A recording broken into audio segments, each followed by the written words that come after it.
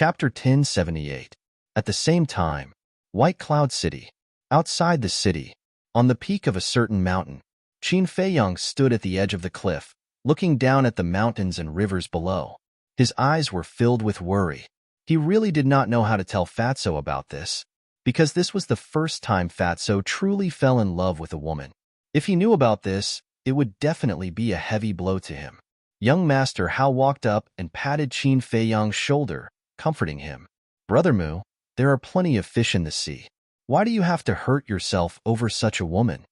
He really thought that there was something between Qin Feiyang and Chu Xian. "Why are you comforting him?" He asked for it. "Serves him right." Wang Yuer gloated. Qin Feiyang shook his head and smiled bitterly. "The one who likes Chu Xian is really not me." The two looked at each other, their eyes full of suspicion. Qin Feiyang turned to Wang Yuer and said helplessly, "I wanted to tell you just now, but you didn't let me. In fact, it's one of my brothers who likes Chu Xian." The two looked at each other.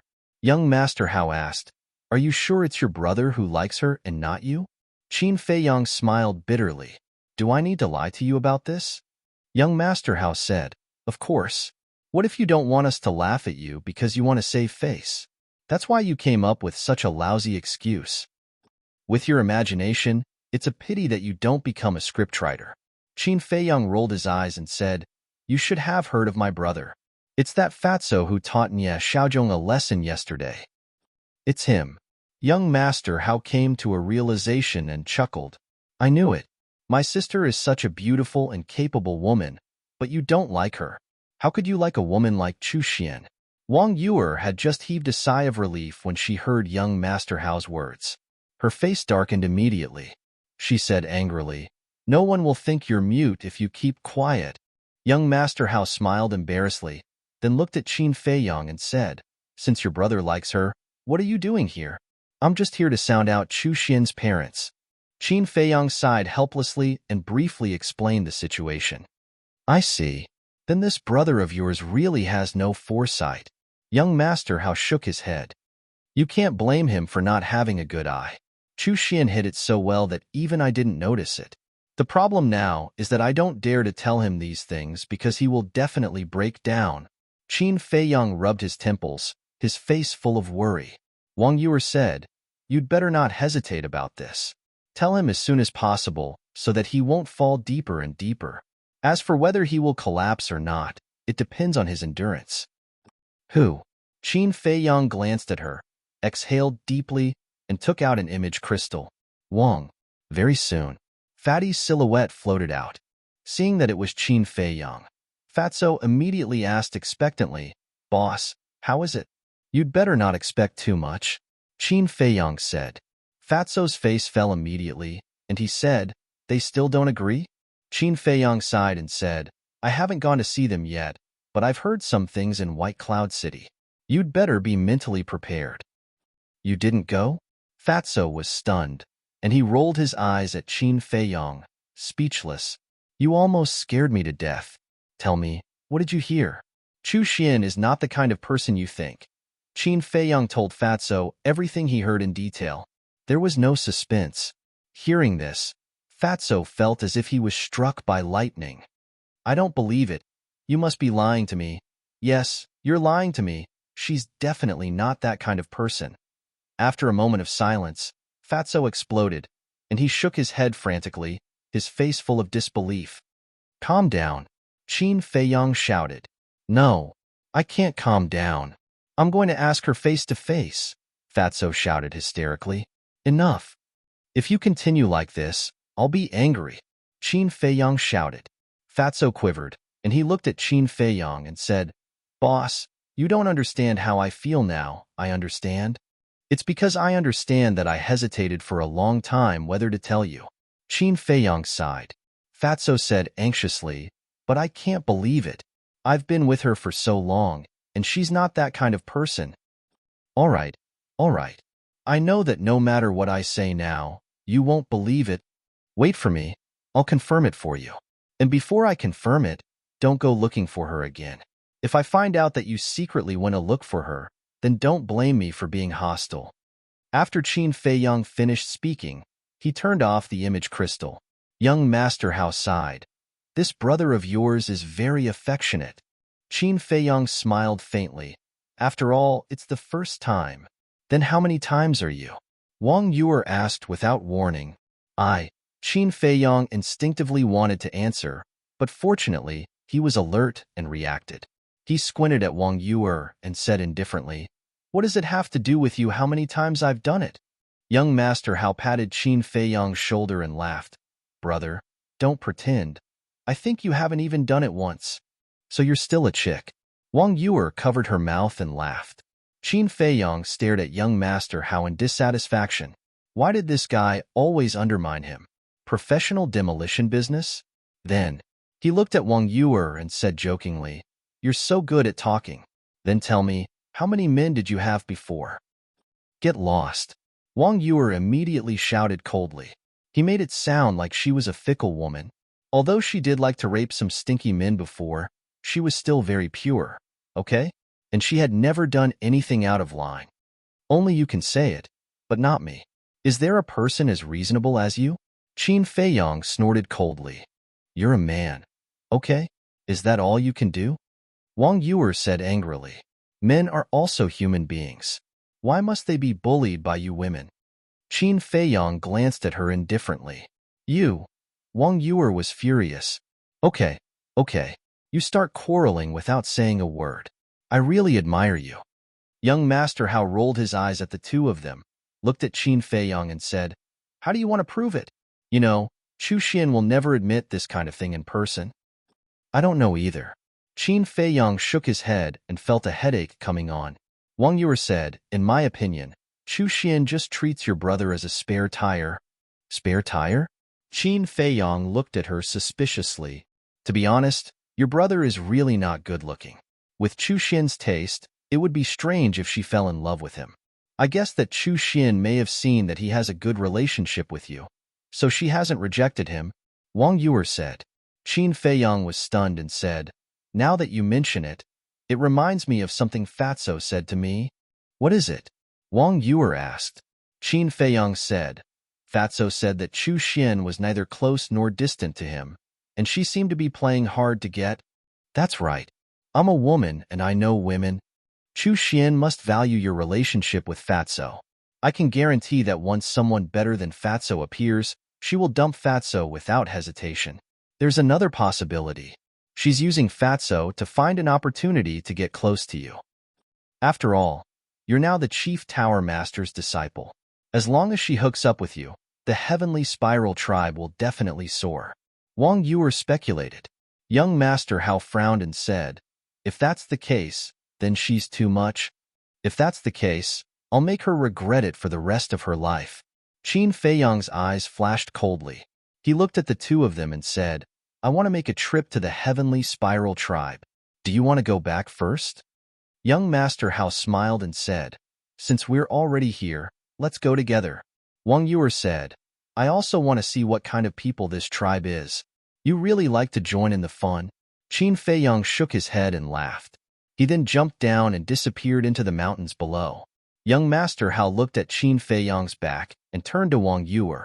He smiled and said, Sister, you can rest assured now. Rest assured about what?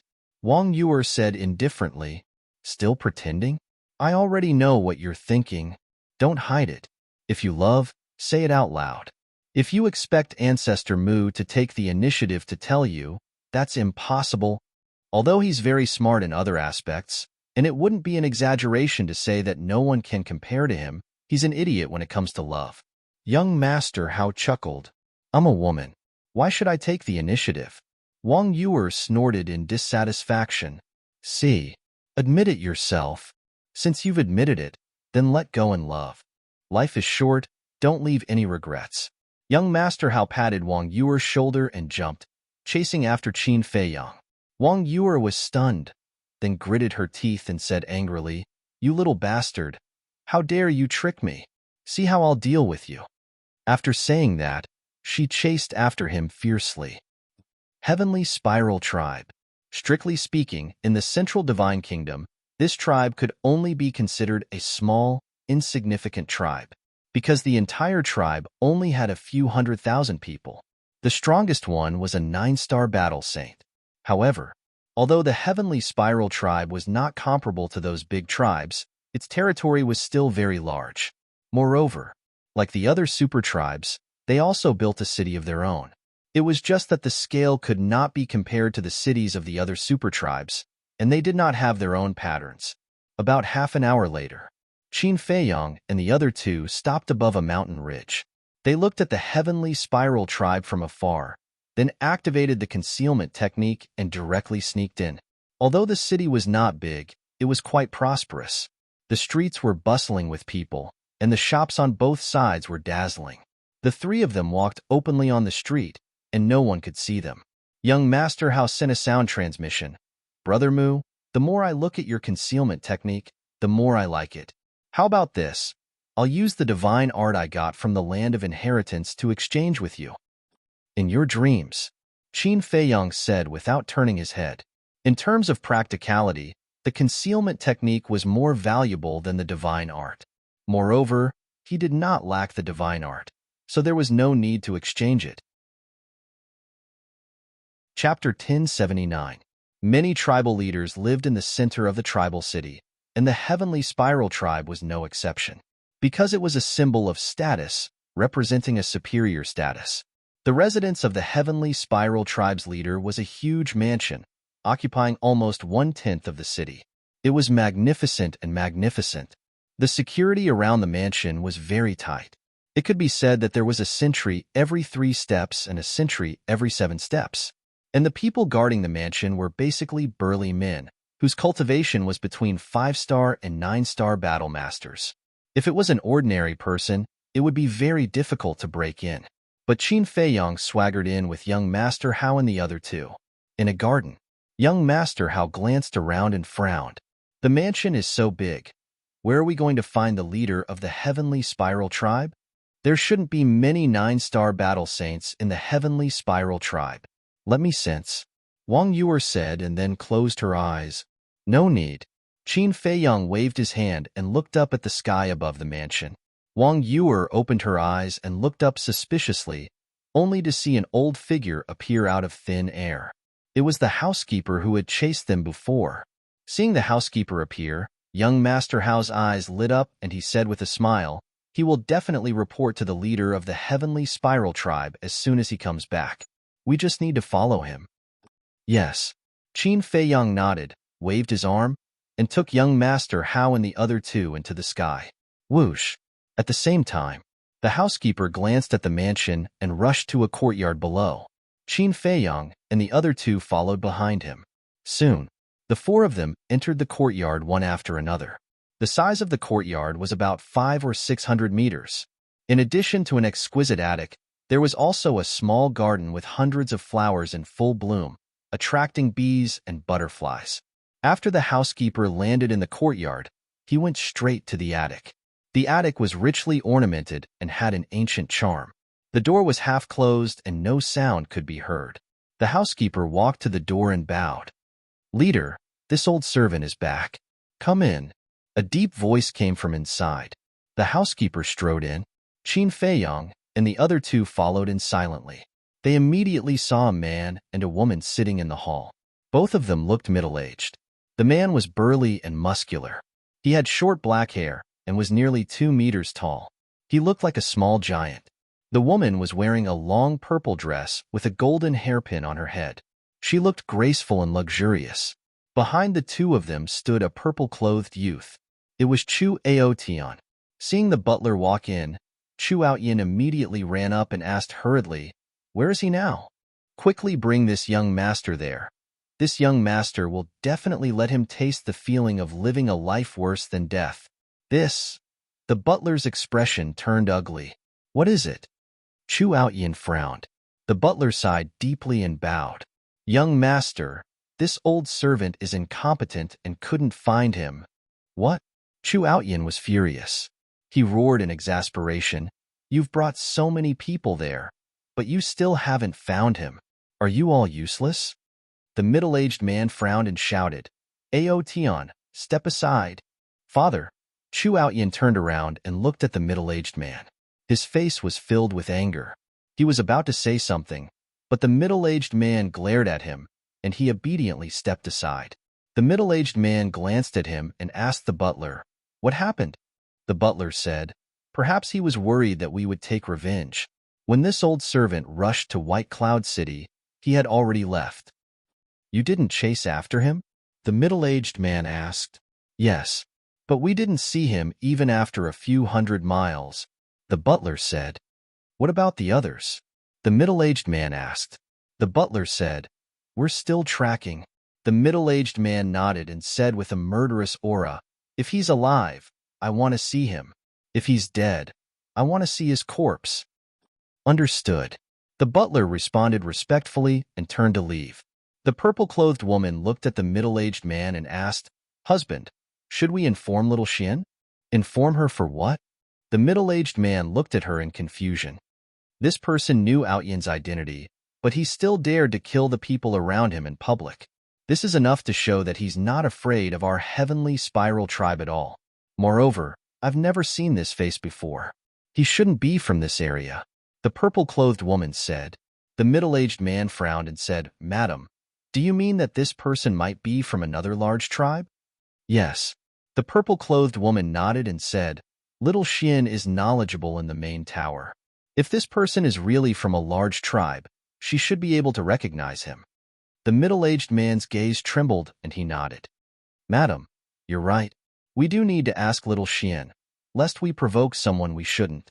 After saying that, he took out the image crystal. Young Master Hao laughed secretly. "He even knows to inquire about your identity first.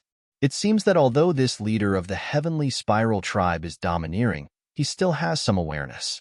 Qin Feiyang said, "If he didn't have some awareness, how could the heavenly spiral tribe have survived until today? I'm afraid they would have been wiped out long ago." Young Master Hao smiled. Buzz. A moment later, Chu Xian's image appeared. The middle-aged man stood up and smiled. "Little Xian, how have you been?" His tone and attitude actually had a hint of flattery. However, facing the middle-aged man's attitude, Chu Xian didn't resist at all. Instead, she seemed to enjoy it. "I'm fine. Why did you send me a message?" Even her tone was very cold, as if she was a high and mighty empress. "There's a small matter. Not long ago, your brother brought people to White Cloud City. In the end, he was blocked by a reckless person and killed many of our people. I just want to ask, do you know him?" The middle-aged man waved his hand and his battle aura surged, condensing into Qin Feiyang's disguised appearance. Chu Xian sized up the image and shook her head. "I've never seen him before. He shouldn't be anyone famous." "That's good." The middle-aged man heaved a sigh of relief and said, "Is that fatso still harassing you?" Qin Feiyang's eyes flashed, and he took out the image crystal.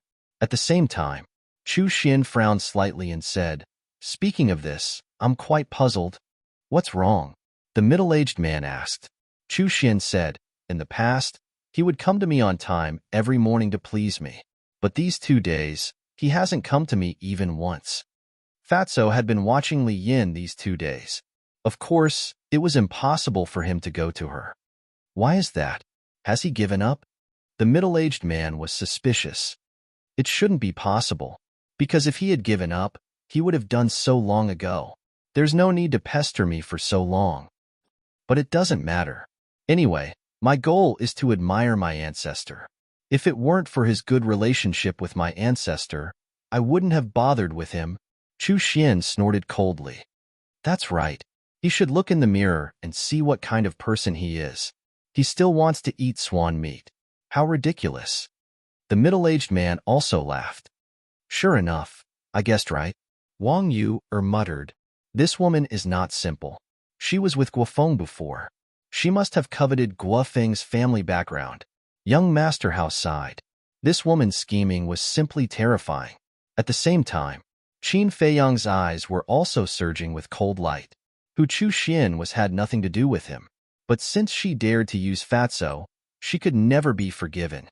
Chu Xian looked at the middle-aged man and said, "Is there anything else?" "No." The middle-aged man shook his head. Before his voice died away, Chu Xian's virtual image dissipated. She didn't even say a word of farewell, looking extremely arrogant and indifferent. Wang Yu said in disgust, "This woman is really disgusting. Although this family wasn't anything good, as children, shouldn't they respect their parents?" But she couldn't find the slightest respect on Chu Xian's face. She even treated her own parents like this, let alone outsiders. She was very bad. Young Master Hao turned to look at Qin Feiyang and asked, "What are you going to do?" "Let them despair and regret." Qin Feiyang's eyes flickered. He put away the image crystal and left with young Master Hao and Wang Yu. The main tower. Soothing Lake. Qin Feiyang and the other two sat at the tea table, drinking tea silently. Next to them, Fatso raised his head and stared at the image transmitted by the image crystal. His hands were tightly clenched together, and his face was full of pain. Ever since Qin Feiyang sent him a message, he had been praying that this was a misunderstanding. However, the truth beat him mercilessly. "So you were just using me. I like you so much. Why did you do this to me? You're too ruthless," he muttered to himself, and tears came out uncontrollably. Qin Feiyang couldn't bear it.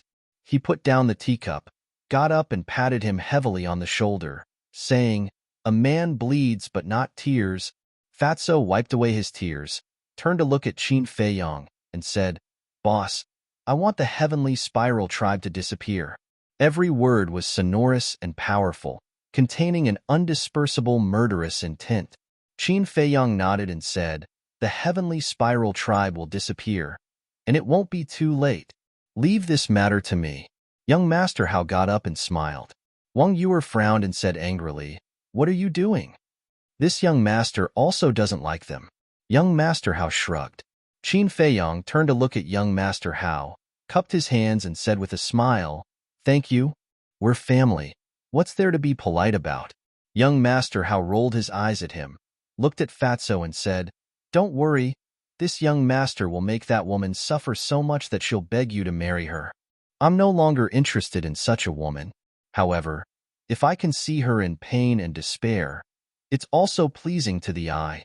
Fatso sneered. "Haha, after suffering such a blow, you can still calm down so quickly. Your psychological quality is quite good. Originally, we were still worried that when you found out about this, you would seek death." Young Master Hao laughed. "What a joke. After following boss for so many years, how can my psychological quality not be strong? This little blow, at most, will only make me sad for a while. Seek death? That doesn't exist." Fatso shook his head and said. Young Master Hao gave him a thumbs up and said, "I admire you." The fatty said, "I also quite admire you. You turned from a hedonistic son of rich parents to a young and promising man in such a short time." Young Master Hao was stunned and said speechlessly, "When was I a playboy? Moreover, even if I'm a playboy, I'm much better than that Chu Outyin." Fatso nodded seriously and said, "Yes, not as good as the best, but better than the worst." Young Master Hao's face darkened, and he said angrily, "Why are you so annoying?" "Can't help it. I was born to be annoying." Fatso touched his chin and chuckled. Seeing that Fatso was not ashamed but proud, young Master Hao was speechless for a moment and could only helplessly shake his head. Chapter 1080. After chatting for a while, Fatso got up and left, continuing to keep an eye on Li Yin. Young Master Hao and Wang Yu also left. Heavenly Spiral Tribe, Chu Xian. A cold glint flashed in Qin Feiyang's eyes. He walked up to the second floor, sat on the balcony, took a battle chi pill, and closed his eyes to cultivate. Time passed in the blink of an eye, and night fell. Heavenly Spiral Tribe. The Heavenly Spiral Tribe's leader sat on a throne made of gold, looking down at the stewards standing below. He said angrily, "It's been a day, and you still haven't found him. What's the point of me keeping you?" "Leader, please calm down. I've really tried my best." The steward quickly knelt on the ground, his face full of fear. The Heavenly Spiral Tribe's leader said, "Don't say I didn't give you a chance. I'll give you one more night. If you still haven't found that person's whereabouts by tomorrow morning, you can come back with your head." The steward's eyes were also burning with anger. He looked up at the heavenly spiral tribe's leader and said, "Then you'd better kill me now. How dare you?" The heavenly spiral tribe's leader was furious. The steward said, "I'm not being presumptuous. I just don't want to do something meaningless." The heavenly spiral tribe's leader shouted, "He killed our tribesman, and I asked you to find him. You call that meaningless?" "That's right. I also want to find him and avenge our dead tribesman, but we don't know who he is, nor do we know his name. We don't even know where he came from. How do you expect me to find him?" The steward said, "Is that your excuse?" The heavenly spiral tribe's leader's face was dark. The steward shook his head and said, "I'm not looking for an excuse. I'm just stating the truth." "How dare you talk back to me?" The heavenly spiral tribe's leader suddenly stood up and landed in front of the steward. He grabbed the steward's neck and twisted it. He said with a sinister smile, "Do you really think I don't dare to kill you? It's my honor to die in the leader's hands. But before I die, I'd like to give you a piece of advice. This advice is something I've always wanted to say but didn't dare to say. Don't be so domineering and spoiling young Master Outyen, or our heavenly spiral tribe will be destroyed by you sooner or later." The butler said expressionlessly, "How dare you curse our tribe? You're courting death." The leader of the heavenly spiral tribe gritted his teeth as killing intent shot out from his eyes. Where is the leader of the heavenly spiral tribe? However, just as the heavenly spiral tribe's leader's killing intent surged, a cold voice rang out above the tribe. The heavenly spiral tribe's leader raised his eyebrows and looked at the steward. "Count yourself lucky. I'll let you off today. Go reflect on your mistakes."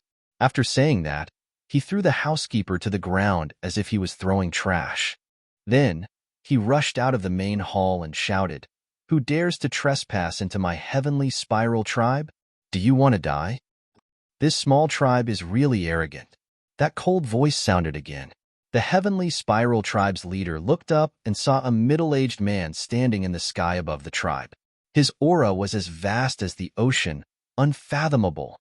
His pupils immediately shrank. He flew up into the sky and landed in front of the middle-aged man. He frowned and said, "Who are you?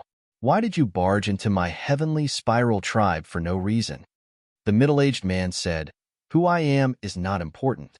What's important is that you have offended someone you shouldn't have." "Then do you know the consequences of offending me?" The heavenly spiral tribe's leader laughed arrogantly.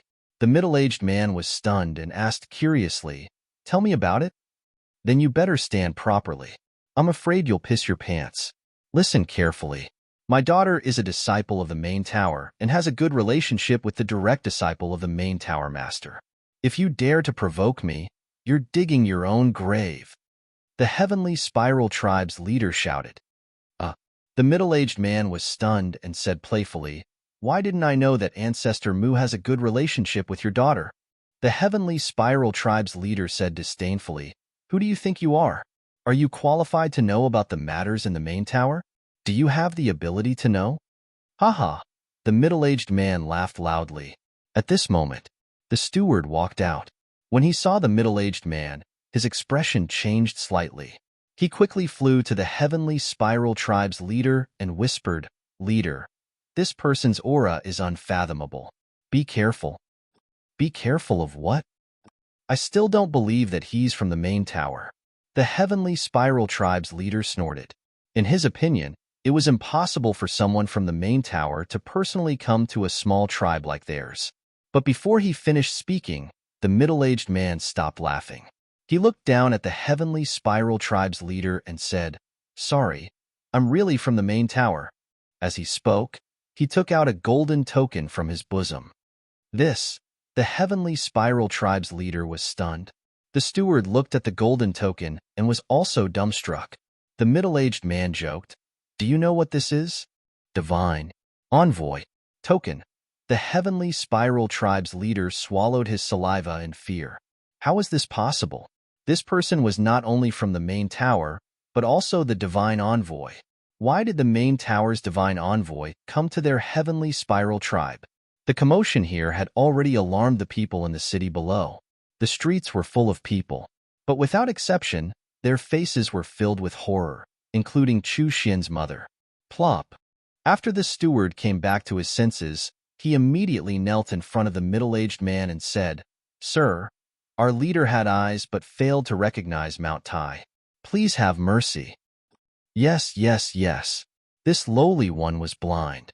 This lowly one deserves to die. Please have mercy, sir. The heavenly spiral tribe's leader shuddered and quickly knelt down and begged. The middle-aged man said, "Then answer me now. Do I have the qualifications and ability to know what's going on in the main tower?" Yes, yes, yes. The heavenly spiral tribe's leader nodded repeatedly, his eyes full of horror. The middle-aged man put away the divine envoy token and sneered. "I heard from young master how that your heavenly spiral tribe is arrogant. At first, I didn't believe it. How arrogant can a small tribe be? But I didn't expect it to be true." "Young master, how?" The heavenly spiral tribe's leader's eyes trembled. Who didn't know young master how? Could it be that the person this person was talking about was young master how? That's right. You've angered young master how. You have 3 days to leave the central divine kingdom, the middle-aged man said. Where to? The heavenly spiral tribe's leader asked. The middle-aged man said, "Back then, Qin Feiyang killed everyone in the first district. It's been reduced to ruins. You can go to the first district to reclaim it." The heavenly spiral tribe's leader's face turned pale. He nodded and said, okay. This lowly one will bring the steward to the first district tomorrow." No matter how unwilling he was, he dared not disobey the main tower's order. "Did you misunderstand what I meant? I'm not talking about the two of you. I'm talking about the entire heavenly spiral tribe." The middle-aged man said, "What?" Both of them trembled. The entire tribe had to go to the first district? Wasn't that the same as being expelled from the central divine kingdom? "Sir, the central divine kingdom is our root. You can't force us to leave our homeland. This lowly one knows his mistake. Please, let us go. Even if you want this lowly one to die, don't expel us from the central divine kingdom." The two of them kept kowtowing and begging for mercy. The people in the city below were also in an uproar. They were panicking. The middle-aged man was not moved at all. He said indifferently, "It's useless to beg me because this is young Master Hao's order. Hurry up and get ready. I'll personally send you on your way in 3 days. Actually, this is a good thing for you, because there's no one else in the first district. You can dominate as much as you want." The middle-aged man sneered, opened the portal, and left without looking back. The two of them watched the portal disappear and collapsed powerlessly. The steward said in despair, "Chief, did you see that? This is the consequence of your arrogance."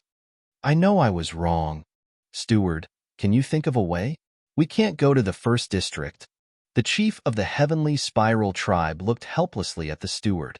Although they were just a small tribe in the central divine kingdom, they were already considered a super tribe compared to the tribes in the 9 regions. Moreover, the central divine kingdom and the 9 regions were very different. If the people in the central divine kingdom were compared to the nobles, then the people in the 9 regions were the commoners.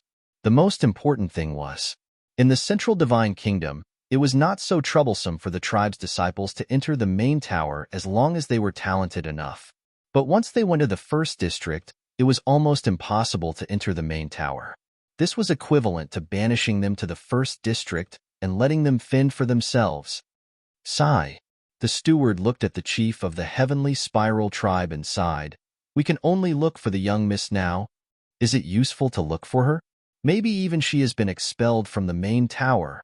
The chief of the heavenly spiral tribe said in despair. "Of course it's useful.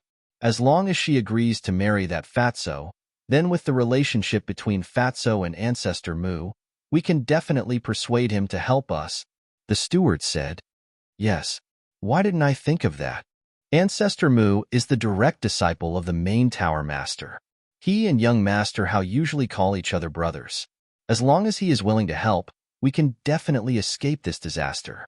The chief of the heavenly spiral tribe's eyes lit up. He immediately took out an image crystal and sent a message to Chu Xian. At the same time, Jin Feng, Fatso stood behind a bush and looked at Li Yin sitting on the edge of the cliff from afar. He muttered impatiently, "How long is this woman going to stay here? Since she learned that she was going to marry Fu Anshan, Li Yin had been sitting on the edge of the cliff, motionless. No one knew what she was thinking. Boss, why don't you just tell her that Li He is not dead and everything will be fine? Why do you have to make things like this? Fatso shook his head helplessly. He glanced around and found a stone. Then he sat on the stone and looked at Li Yin in boredom. But not long after he sat down, Li Yin suddenly got up, looked at the dark night sky, and flew toward the mountain range ahead. Fatso was surprised and immediately got up to follow her. But at this moment, the image crystal in his arms moved. Who is it? Why is he causing trouble? Fatso raised his eyebrows and took out the image crystal. Buzz. A shadow appeared. It was Chu Xian. However, the vigor of the past had already disappeared, leaving behind only a face of anxiety. Obviously, she already knew about the tribe. A look of disgust flashed in Fatso's eyes. He chuckled and said, "What wind is blowing today? You actually took the initiative to contact me?" Chu Xian hesitated and said, "Well, I have something too. I'm not free now. Let's talk about it another day." But before Chu Xian finished, Fatso directly turned off the image crystal and then pondered. What was going on? Had young Master Hao already started to take action? Forget it. Let's go and take a look. Don't do anything stupid. Chapter 1081. The night was as dark as ink. Fatso followed behind Li Yin and continued to rush into the depths of the mountain range. Where is she going? If they continued to go deeper, they would reach the sacred ground. There were rules in the main tower, and ordinary disciples were not allowed to enter the sacred ground. After an unknown period of time, suddenly, Li Yin stopped and looked down at the mountain stream below. Fatso looked down suspiciously and saw a pool of water below. It was about 100 feet deep and the water was clear, but it was dead silent. Li Yan's gaze was on the pool. Is she going to jump into the water and commit suicide? Fatso was surprised. Whoosh! Just as he had this thought, Li Yin suddenly swooped down and her target was the pool. Oh no! Fatso was shocked and hurriedly flew to stop her, but before he got close, he stopped again. He saw that Li Yin did not jump into the water to commit suicide, but landed by the pool and stared at the water. However, Fatso did not dare to let his guard down. After facing repeated blows, Li Yin must be feeling very uncomfortable now and might suddenly do something stupid. He quietly landed in the woods by the pool and hid in the dark, staring at Li Yin. "Xiaobai, I'm here." Suddenly, Li Yin spoke softly to the pool and a smile appeared on her face. "Xiaobai?" Fatso was slightly stunned and glanced at the water. Who was she talking to? Splash! Not long after she finished speaking, the water suddenly rippled. Whoosh! The next moment, a white stream of light rushed out of the water and landed in front of Li Yin. It was a small thing that looked like a snake and was only about the length of a chopstick. It was as white as jade and emitted a hazy glow in the night. No way! Looking at the little thing, Fatso was dumbfounded. On the little thing's head, he saw a white horn. It was like white jade, sparkling and translucent. And under its abdomen, Fatso also saw 4 claws. Her 2 black eyes were as bright as gems, and they were very attractive. This. It's actually Little White Dragon. Am I fucking seeing things? Fatso's face was filled with disbelief. He rubbed his eyes hard and looked at the little thing again.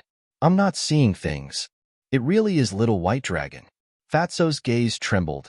His eyes filled with shock. The divine dragon was something that only existed in legends, but he did not expect it to really exist in this world. Li Yin stretched out her slender arm and stroked the little white dragon's head. She smiled and said, "Little White, I haven't seen you for a few days. Did you miss me?" "Yayai." The little white dragon cried out softly as it rubbed its little head against Li Yan's palm, seemingly enjoying Li Yan's touch. Unbelievable. This woman actually has a little white dragon by her side. Fatso mumbled, his eyes shining brightly. The divine dragon was the king of all beasts. Anyone who saw it would be moved. Li Yin held Little White Dragon in her hands like a mother. Her eyes were full of love as she asked, "Little White, it's been so long. Why can't you speak?"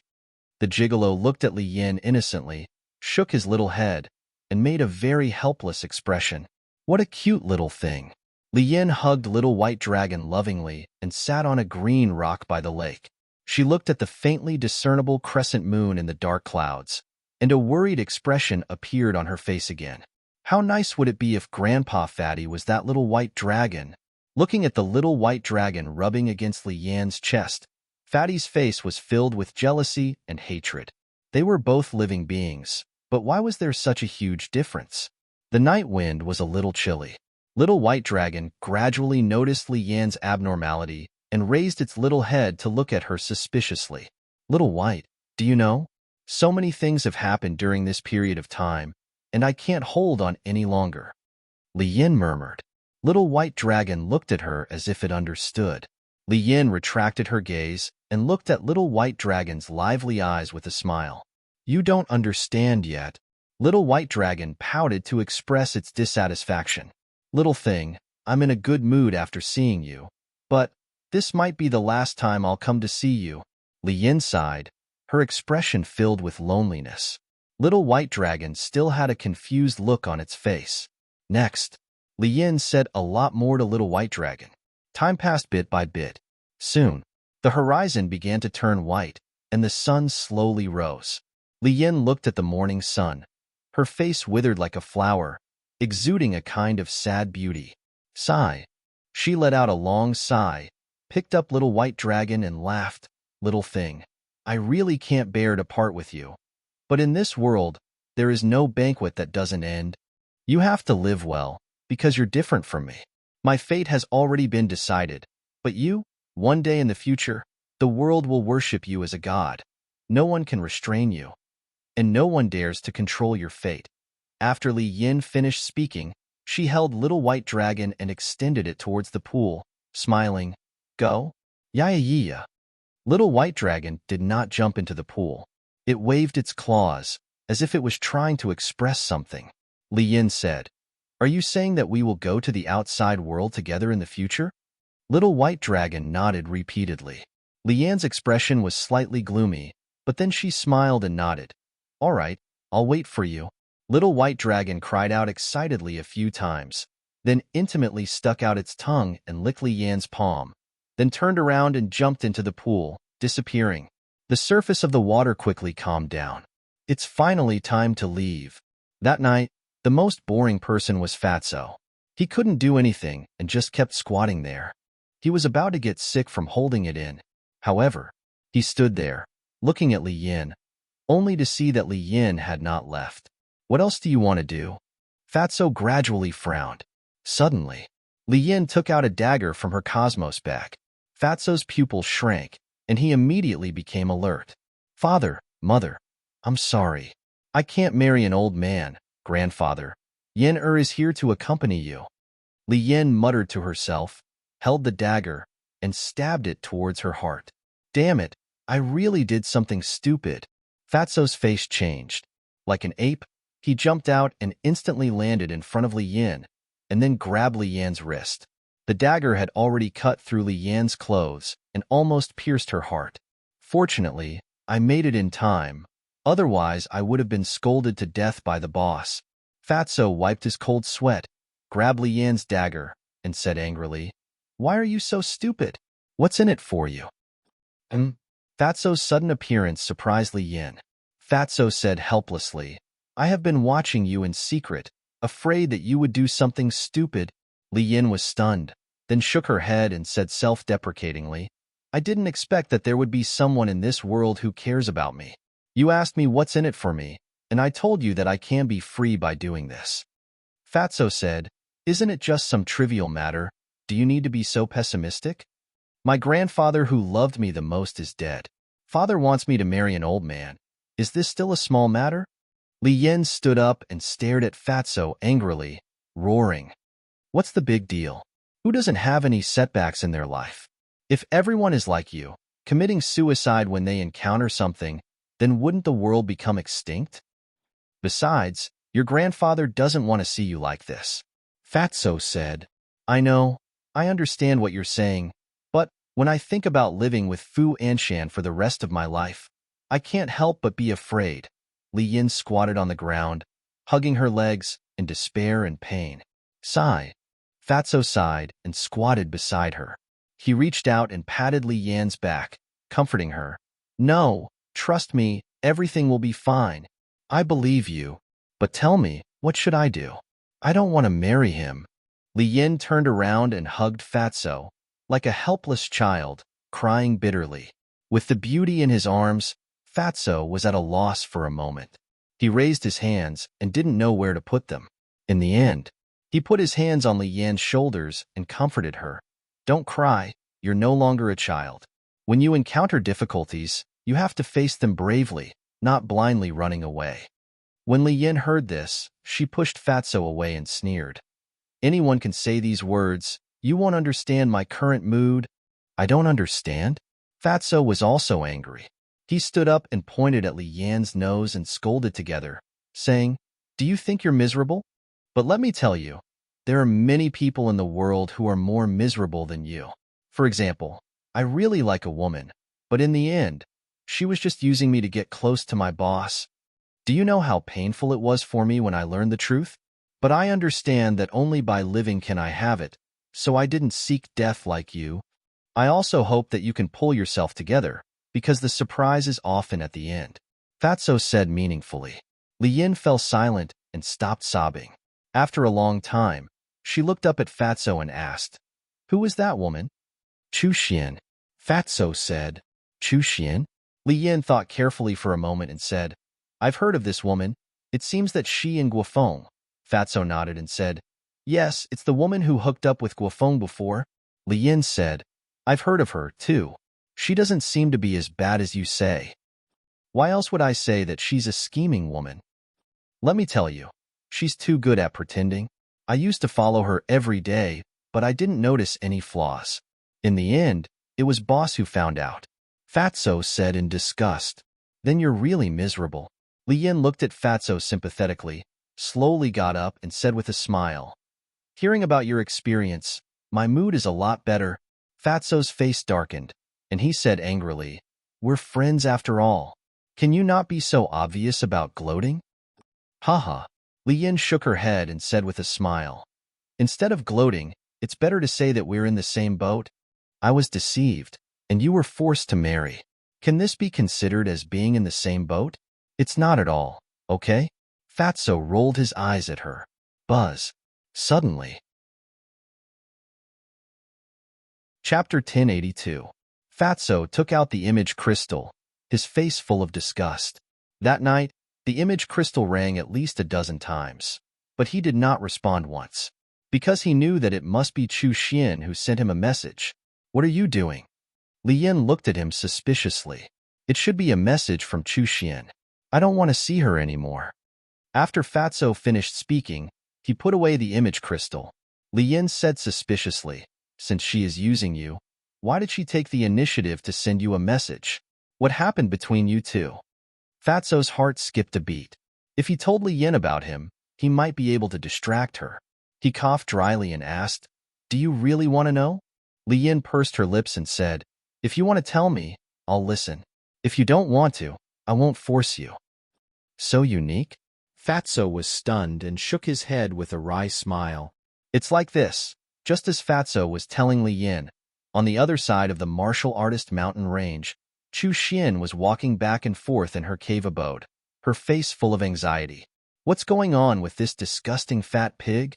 I've sent him so many messages, but he didn't respond to me? She didn't realize that Fatso had seen through her conspiracy and still had an unapproachable attitude. I don't believe that he can really ignore my existence. She took out the image crystal again and sent a message to Fatso. Beside the pool, Fatso finished the whole story in a few words. After listening, Li Yan suddenly realized and said, In that case, young Master Hao has already set out to deal with the Heavenly Jade tribe. Now Chu Xian is looking for you, not because she has changed her mind, but because she wants you to help her. That's right. Fatso nodded. Li Yan shook her head and sighed. This woman's scheming is indeed a little scary, but she's also caught in her own trap. Buzz. At this moment, Fatso's image crystal rang again. Fatso raised his eyebrows and said impatiently, It must be her again. Don't worry, I'll go back with you. Li Yin nodded.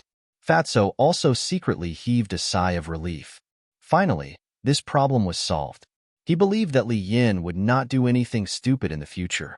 But after taking 2 steps, Li Yin stopped again. Don't tell me you haven't thought it through? Fatso's eyelids twitched as he looked at her nervously. Li Yin rolled her eyes and faintly sighed. Don't worry, I won't take things too hard. I'm just thinking, should I anger that Chu Xian a little? How? Fatso was suspicious. Li Yin pondered for a moment, and a sly look flashed in her eyes. She smiled and said, You respond to her first? All right. Fatso took out an image crystal and infused his battle aura into it. Wong. The next moment, Chu Xian's shadow appeared. When she saw Li Yin next to Fatso, she immediately raised her eyebrows, then looked at Fatso and said, What's the matter with you? I've been sending you messages since last night, but you haven't replied to me? Fatso was about to speak. Li Yin suddenly stepped forward and hugged Fatso's arm, looking extremely intimate. She looked at Chu Xian and said, He was with me last night. Of course he didn't have time to care about you. Fatso was stunned. This was too unexpected. He had thought of many possibilities, but he did not expect Li Yin to use such a method to anger Chu Xian. But it was quite interesting. At the same time, Chu Xian's face turned green. It was not easy for her to put down her face and take the initiative to look for this damn fat pig, but she did not expect that he had already hooked up with another woman. Give me an explanation. Chu Xian's face was a little ferocious. Lord Fatty can be with whomever he likes. Why should I explain myself to you? Who are you? Fatso sneered. Chu Xian's body trembled, and she looked at Fatso as if looking at a stranger, and said, Did you lie to me before? I didn't lie to you. At that time, I really liked you, but suddenly, I found a better woman than you. Fatso hugged Li Yan's slender waist and was extremely proud. Don't go too far. Feeling Fatso's big hands, Li Yin secretly glared at him. Fatty snickered. It's just acting. Of course, we have to make it look good. Li Yan's face darkened, and she looked at Chu Xian with a forced smile and said, Is there anything else? If not, please don't harass us again in the future. What should I do? Chu Xian panicked. If she did not deal with Fatso, how could she persuade Ancestor Mu to help her? Do you have anything else? Li Yin urged impatiently. Fatso looked down at Li Yin and said with a smile, Sister Yin, why are you talking so much nonsense with an unrelated person? Ignore her. Let's go on a date. With that, Fatso was ready to turn off the image crystal. Wait. Chu Xian hurriedly reached out and looked at Fatso. I like you too. Let's be together. You like me? The fatty grinned and said, I'm someone who doesn't have a good figure or strength. When did I become so popular? Chu Xian said, I don't care about that, as long as you treat me sincerely. Still pretending? Fatso sneered secretly and shook his head. I'm sorry, you and I are in the past. Now, I only have Sister Yin in my heart. I only have you in my heart too. Li Yin was also very cooperative and looked at Fatso affectionately. Looking at the two of them who were full of affection, Chu Xian was furious and shouted hysterically, You heartless bastard, I misjudged you. She was starting to play the bitter game. I'm heartless? Tell me honestly, during this period of time, when have I not been like a mangy dog around you all day? But what about you? Have you ever looked at me in the eye? That's right. You're beautiful and have a good temperament. You're unattainable. I'm a fat man with a big head and big ears. I'm not worthy of you. You feel embarrassed to be with me. Since that's the case, why did you come to me? Fatso sneered. Chu Xian's face was green and red. Fatty's words were like loud and clear slaps, mercilessly slapping her face. Not only did it hurt her self-esteem, but it also trampled on her until she was scarred. But now, she could only endure. She looked at Fatso in disappointment and said, Can't you see? I was testing you, but I didn't expect you to be so weak. Test? Fatso sneered and said, What about your parents? They came here in person to test me too? This woman was really shameless to the extreme. Why didn't he realize it before? Yes, we are all testing you. Let's cut the crap. I'll ask you one last time. Do you really want to be with her? Do you think she's really with you because she likes you? Chu Xian sneered. Fatso hugged Li Yin in his arms and said playfully, "Then why do you think Sister Yin is with Fat Lord?" Chu Xian sneered and said, "I don't dare to talk nonsense, but it should have something to do with Ancestor Mu." The meaning behind his words was obvious. He was saying that Li Yin was using the fatty. A thief calling a thief? Fatso was stunned. Li Yin was also angry. It was Chu Xian who was using Fatso to get close to Ancestor Mu, but now she was biting her back? Did she really think she was easy to bully? Li Yin looked at Chu Xian mockingly and said lightly, "I'm not like some people who are two-faced and only care about profits. The man I want doesn't need to be strong, handsome, or have a strong family background. As long as we get along well, it's fine. Maybe in your eyes, Fatso is useless, but in my eyes, he is my treasure and no one can replace him. Fatso, am I right?" After Li Yin finished speaking, she looked at Fatso and asked, "Yes, yes, yes." Fatso nodded repeatedly. Although he knew that it was just an act, he couldn't help but straighten his back and be in high spirits when he heard Li Yan's words. "You adulterous couple, just wait and see." Chu Xian's eyes were ferocious. This was the first time in her life that she had been humiliated like this. Not only did she hate Fatso, but she also hated Li Yin. "Let me tell you, you can scold me, but don't scold Sister Yin. If I hear you scold her again, don't blame me for being ruthless." Fatso's eyes were cold and flickering. "Good, very good. Damn Fatso, remember this. You humiliated me today, and I won't let it go just like that." Chu Xian was about to go crazy. She spat out a few words before her shadow disappeared. "Haha," Fatso suddenly laughed. Li Yin was also smiling, but when she found that Fatso hadn't let go, her face darkened and she said, "How long are you going to hold on to me?" Fatso was stunned and quickly withdrew his arm. He smiled embarrassedly and said, "Sorry, I was too immersed in the act." Li Yin stared at him speechlessly and asked, "Are you happy now?" "Yes. The resentment that has been accumulating for a few days is finally gone. I can start a new life." "Thank you." Fatso looked at Li Yin gratefully. Li Yin said, "It's okay. Just treat it as returning the favor of saving my life." Hee. Fatso rubbed his head and laughed foolishly. Li Yin rolled her eyes at him, and her expression became lonely again. She sighed and said, "Sigh, your matter has been solved, but what about mine? I really don't know how to solve it."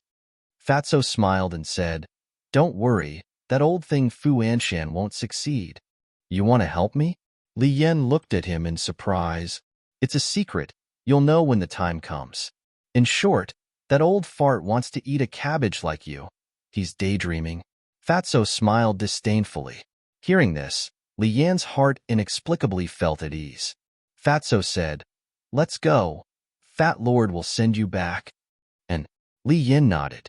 Then the two of them walked side by side towards the Warrior Mountain Range. "I have a question to ask you. Haven't you already broken through to the Battle Saint Realm? Why don't you go to the Sacred Land?" Li Yan's voice sounded in the forest. Fatso had already stepped into the Battle Saint Realm.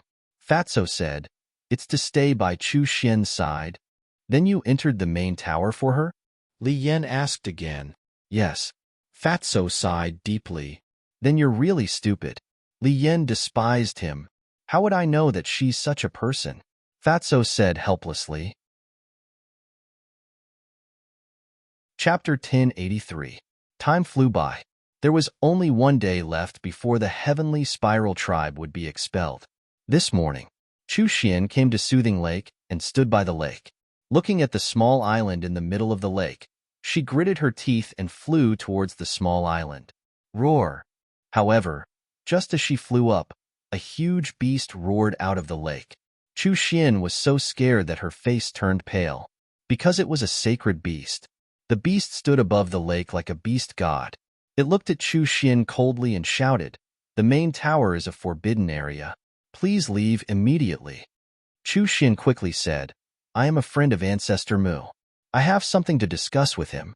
Please make an exception." The beast said, "Since you are a friend of Ancestor Mu, why don't you send him a message directly?" Chu Xian said, "I haven't had the time to establish a contract with him." "How can you be considered a friend without establishing a contract?" Do you think I am one of those beasts that have yet to develop intelligence? Get lost immediately. The beast shouted, its huge eyes flashing fiercely. Chu Xian said anxiously, we are really friends. If you don't believe me, you can ask him. The beast looked at her suspiciously and asked, what is your name? Chu Xian. Chu Xian said, all right, wait here. I'll go and ask him. After saying that, the beast flew towards the small island. Thank you. Chu Xian quickly bowed and thanked it. Then, she glanced at Soothing Lake with envy. This place is great. Not only does it have an independent courtyard, but it also has a sacred beast guarding it. If I could live here, why would I need to curry favor with that fat pig? Why is the heavens so unfair? I have worked so hard for so long, but I am still just an ordinary disciple. How many years has this ancestor Mu been in the main tower? He is already a disciple of the main tower master and is respected by the world. I am not convinced. Tightly, Chu Xian clenched her fists. The envy on her face turned into jealousy and hatred. Whoosh! After a while, the beast returned and looked at Chu Xian. Sorry, Ancestor Mu said that he has no time to see you now. This, Chu Xian's body stiffened. She hurriedly said, did you tell him my name? Yes. He also specially asked me to tell you that he is powerless to do anything about the heavenly spiral tribe. The beast said. Chu Xian's eyes trembled, and her face was full of despair. The ferocious beast said, please leave immediately. Otherwise, don't blame me for being impolite. No, I must see him. Please make an exception. Chu Xian pleaded bitterly, but the ferocious beast was not moved at all. It's useless even if you see him. But at this moment, a cold voice sounded. Young Master Hao and Wang Yu both flew over. Greetings, young Master Hao. Greetings, Miss Yuer. Chu Xian hurriedly bowed. Wang Yuer looked at her coldly and said, put away your hypocritical face. Chu Xian was puzzled. Why do you say that, Miss Yu? Young Master Hao said, we all know what kind of person you are. There's no need to pretend anymore. Chu Xian's expression froze. Young Master Hao said indifferently, do you know why I'm dealing with your heavenly spiral tribe?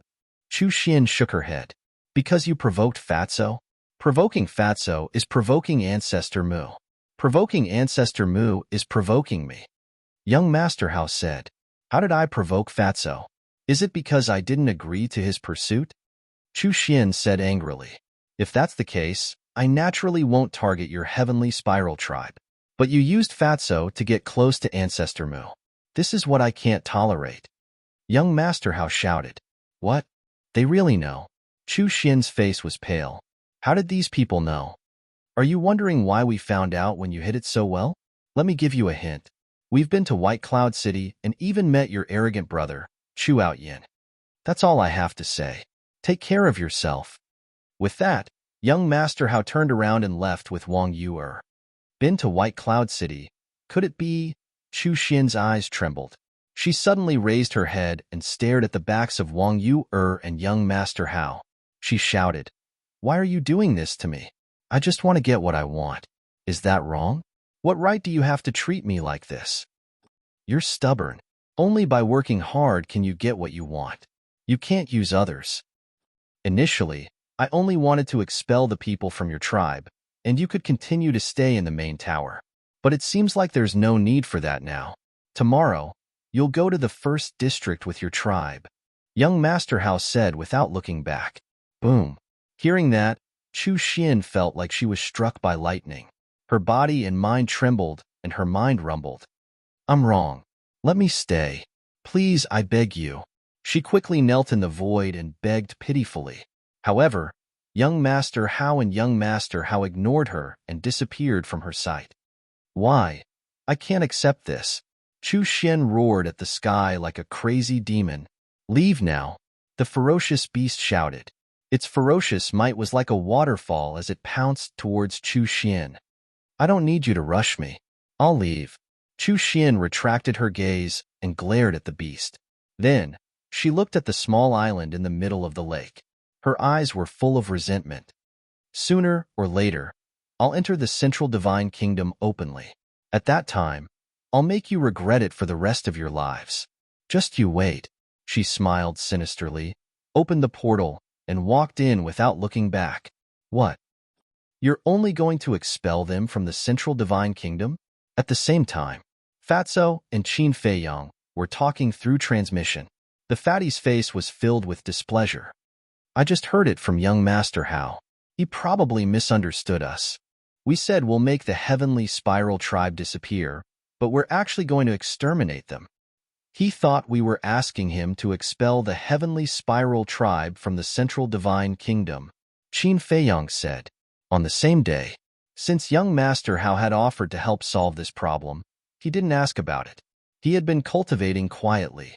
When the beast went to find him, young Master Hao came out after hearing the news. He casually asked young Master Hao and found out. Isn't this letting the tiger return to the mountain? Fatso raised his eyebrows. Letting the tiger return to the mountain? It shouldn't be. Qin Feiyang shook his head. Although the leader of the heavenly spiral tribe was a 9-star battle saint, they had all unlocked the gate of potential. It was only a matter of time before they surpassed the leader of the heavenly spiral tribe. As for Chu Xian, she was just a battle master. Even if she was given time, what could she do? I still think we're letting them off too easily. Why don't we go to the heavenly spiral tribe tonight? Fatso's eyes flashed with killing intent. No. Young Master Hao must have gotten the Chief Pagoda Master's approval. If we go and exterminate the heavenly spiral tribe now, I'm afraid the Chief Pagoda Master will be dissatisfied. After all, the Chief Pagoda Master already has the intention to get rid of me, Qin Feiyang said in a deep voice. Fatso nodded and said, That's true. If the Chief Pagoda Master uses this as a pretext to make a fuss and accuses us of killing the innocent, then the loss will outweigh the gain. Yes. Now we can't let him seize the opportunity. As for the heavenly spiral tribe, if you really want to get rid of them, we can just go to the first district, Qin Feiyang said. All right. Anyway, Chu Xian has suffered enough for the past 2 days, Fatso sneered. That's right. Moreover, for the people of the Central Divine Kingdom, being exiled to the first district is more painful than being killed directly, Qin Feiyang said with a smile. She finally paid the price. Let's see if she still dares to do this in the future. Fatso's face was full of disgust. Qin Feiyang smiled and asked, How's Li Yin? As you expected, she really went to seek death. But now she has been comforted by Fat Lord. By the way, there's one more thing. Fatso's eyes lit up. What is it? Qin Feiyang was surprised. Fatso said, There's a little white dragon hidden in the chief pagoda. What? Qin Feiyang suddenly stood up, his eyes full of disbelief. Fat Lord saw it with his own eyes.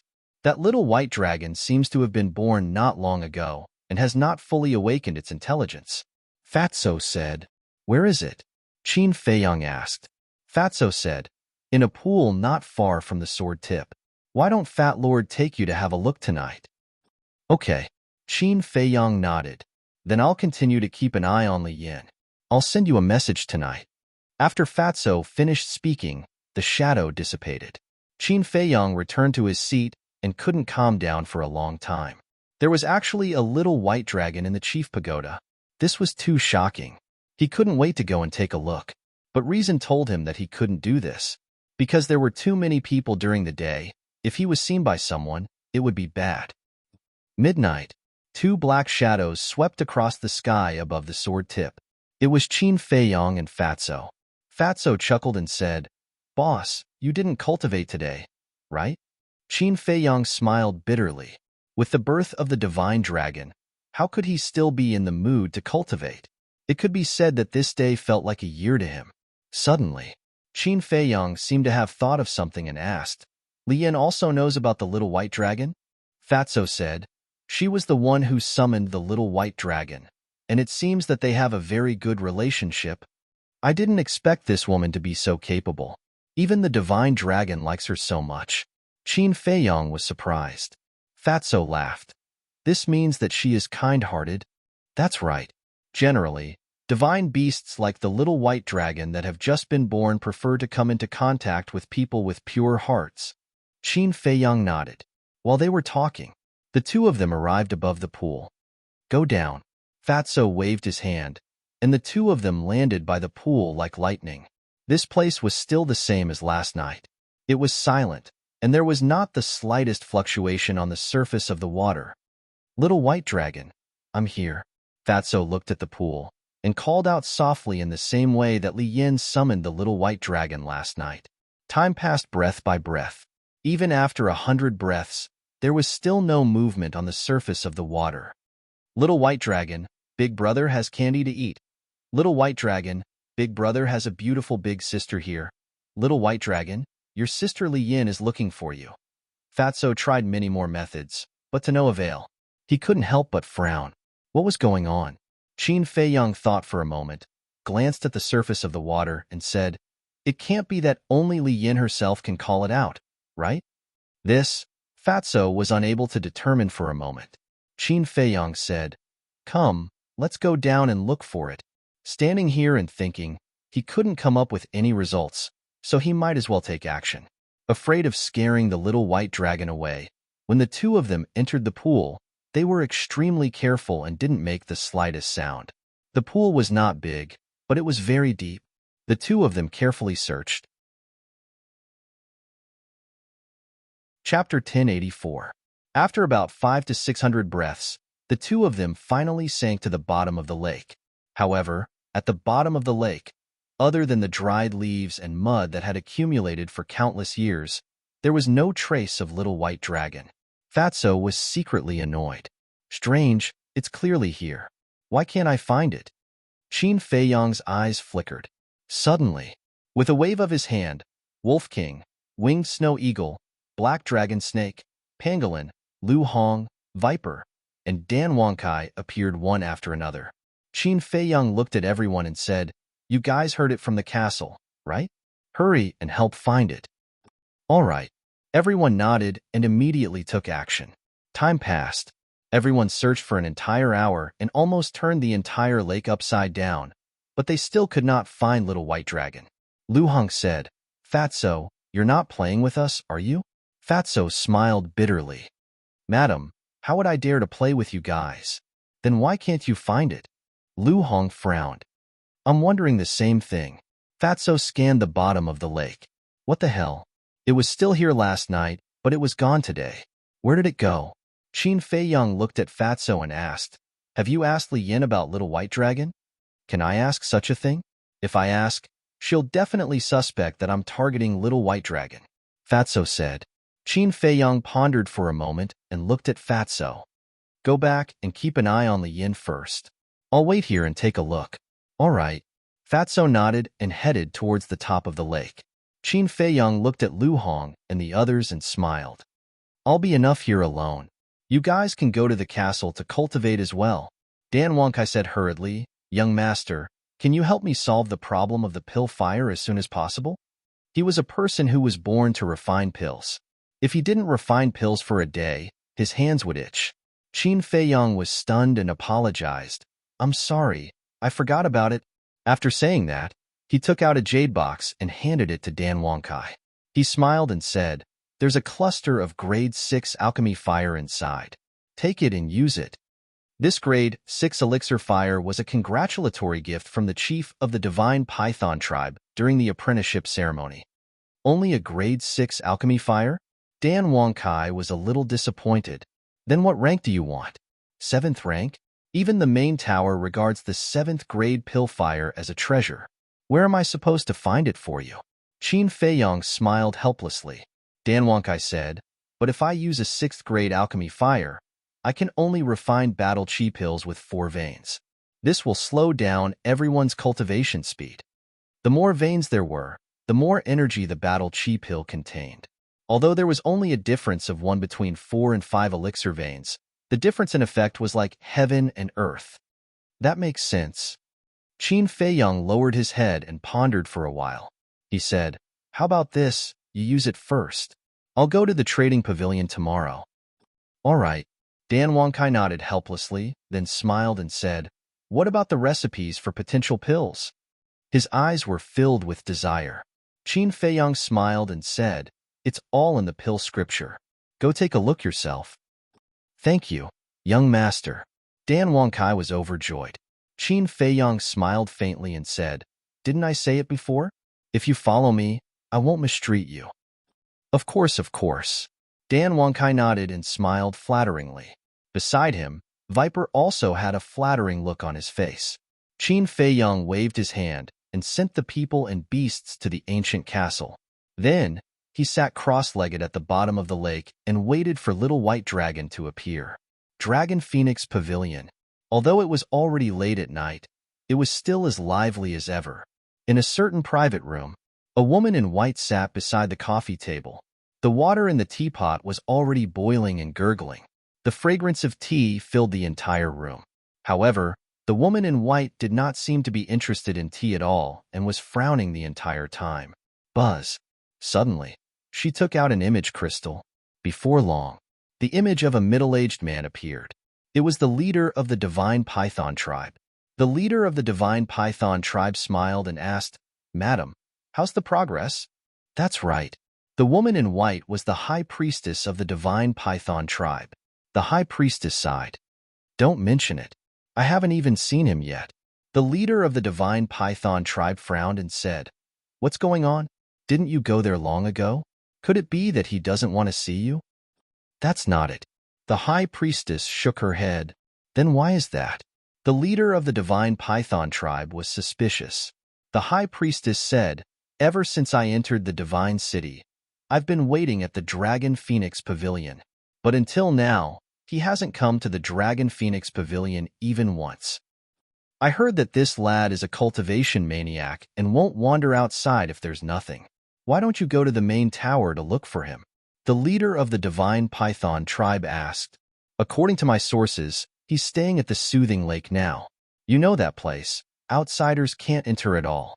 Moreover, if I go to the main tower to look for him openly, the tower master will definitely ask about it. The tower master is unfathomable. I don't want to face him unless I have no other choice. The high priestess said, That's true. The leader of the Divine Python tribe nodded and said, What about Pei? Isn't he on good terms with Ancestor Mu? I don't want to alarm him either. After all, this matter is related to him. The high priestess rubbed her head and said, Doesn't Ancestor Mu have many friends? The leader of the Divine Python tribe said angrily, How can someone like him have friends? There's Fatso, but he hasn't come to the Dragon Phoenix Pavilion either. As for Mr. Hao, he comes here often, but I don't dare to look for him. The high priestess said, Why are you afraid of Mr. Hao? He's a good-for-nothing. Even if you reveal a flaw, he might not be able to detect anything. The next time you see him, go to him and ask him to pass on the message to Ancestor Mu. The leader of the Divine Python tribe said with a hint of disdain towards Mr. Hao. The high priestess thought for a while and nodded with a smile. You're right. I was too cautious. All right. I'll inform you as soon as I have news. Thank you for your hard work, madam. The leader of the Divine Python tribe smiled. The high priestess smiled and turned off the image crystal. She went to her bedroom to rest. However, the two of them did not know that Mr. Hao, whom they had underestimated, had already been reborn and had found out about their secret. Before they knew it, the sky had turned bright. Qin Feiyang came out of the pool with a disappointed look on his face. After waiting for an entire night, he still did not see the little white dragon. If not for the fact that Fatso saw it with his own eyes, he would have doubted the existence of the little white dragon. There's still a long way to go. Let's take it slow. Qin Feiyang sighed inwardly. He raised his head and looked at the morning sun on the horizon. Then, he opened the portal and walked in. East City, Trading Pavilion. Qin Feiyang came here again. It's Ancestor Mu. He's now the direct disciple of the Chief Tower Master. He doesn't lack anything. Why is he still here? When people saw Qin Feiyang, they immediately retreated to the side, their faces full of awe. Mr. Mu, is there anything I can help you with?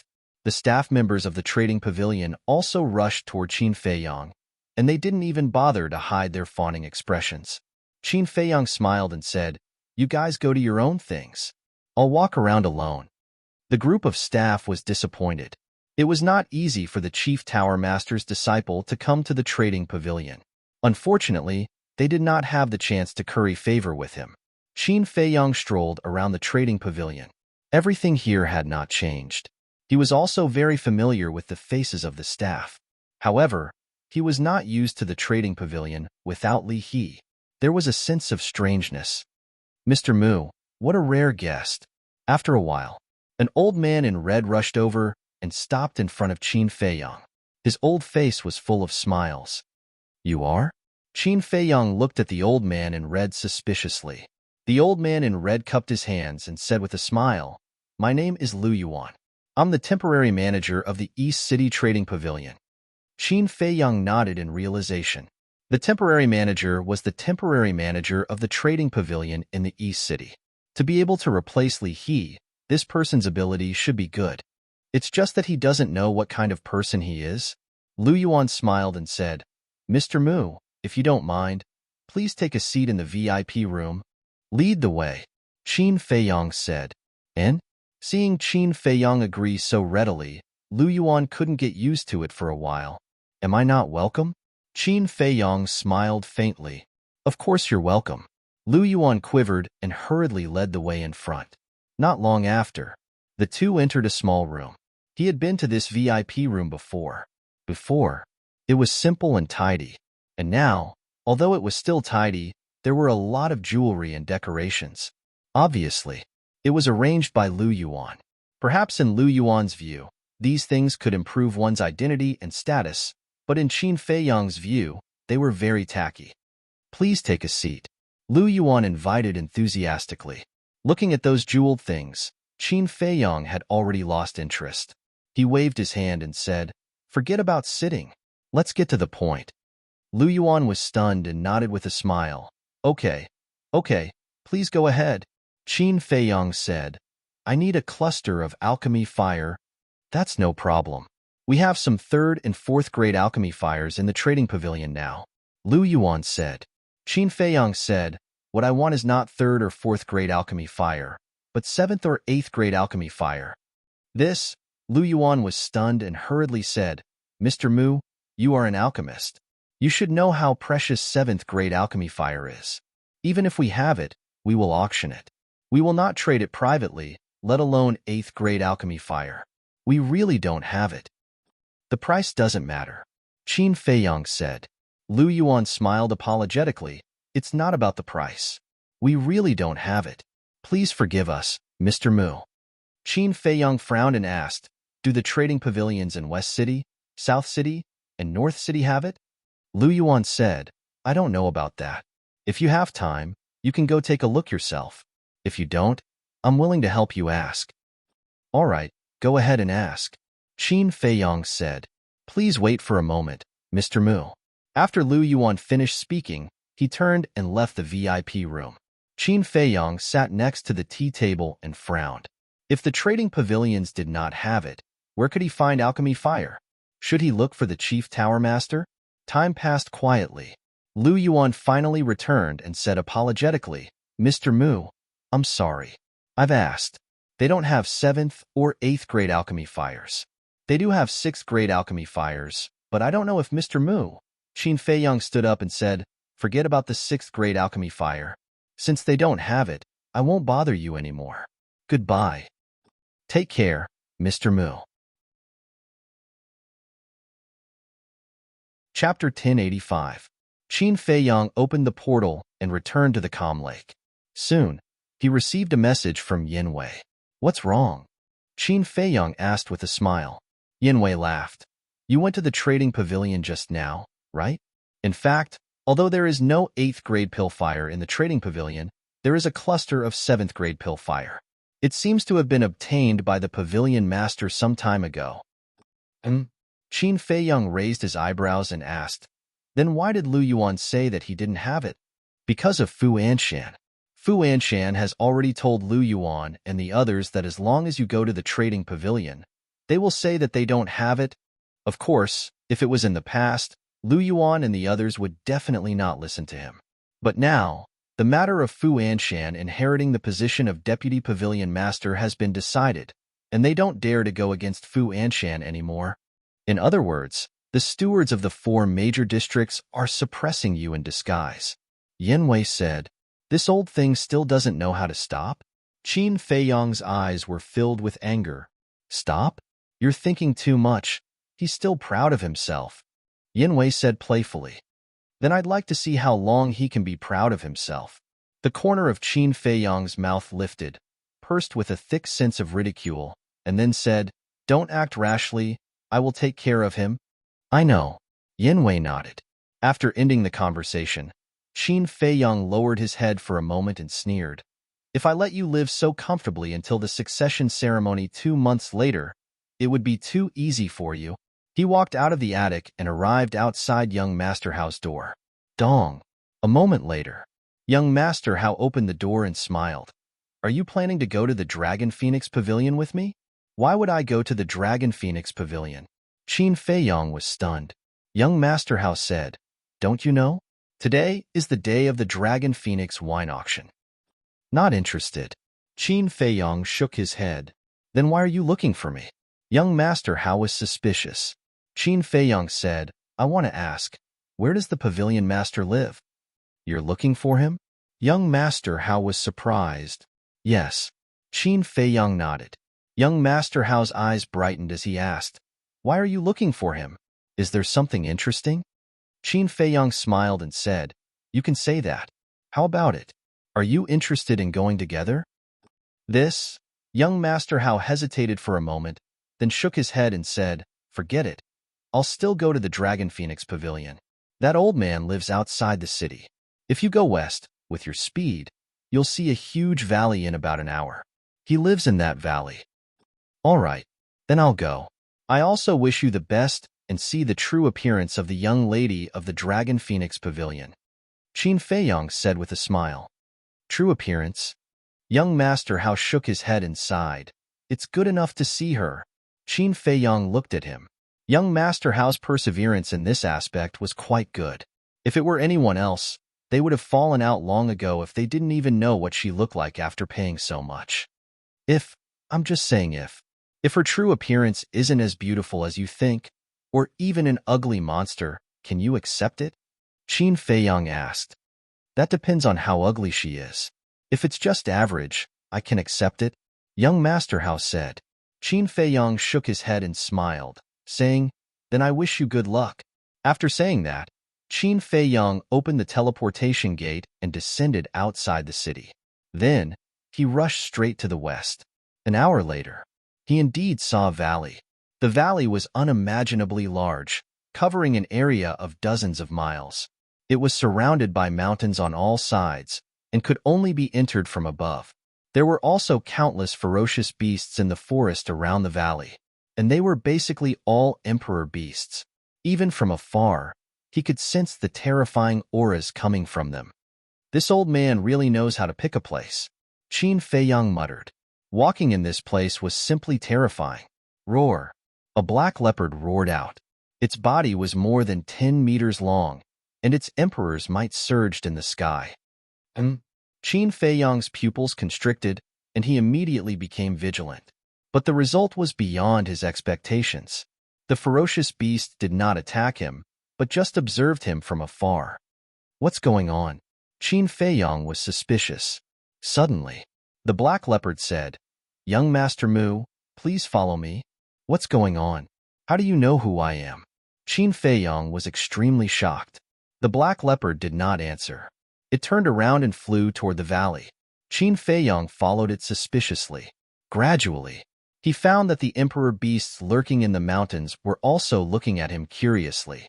After a while, Qin Feiyang followed the black leopard into the valley. He was immediately dumbfounded. In such a huge valley, medicinal herbs were all planted. Some were green and glistening. Some were crystal clear. They swayed in the wind, gushing with multicolored light, exuding endless vitality. Walking in the air above the valley, Qin Feiyang felt that his entire body was enveloped in a rich medicinal fragrance, making him feel refreshed.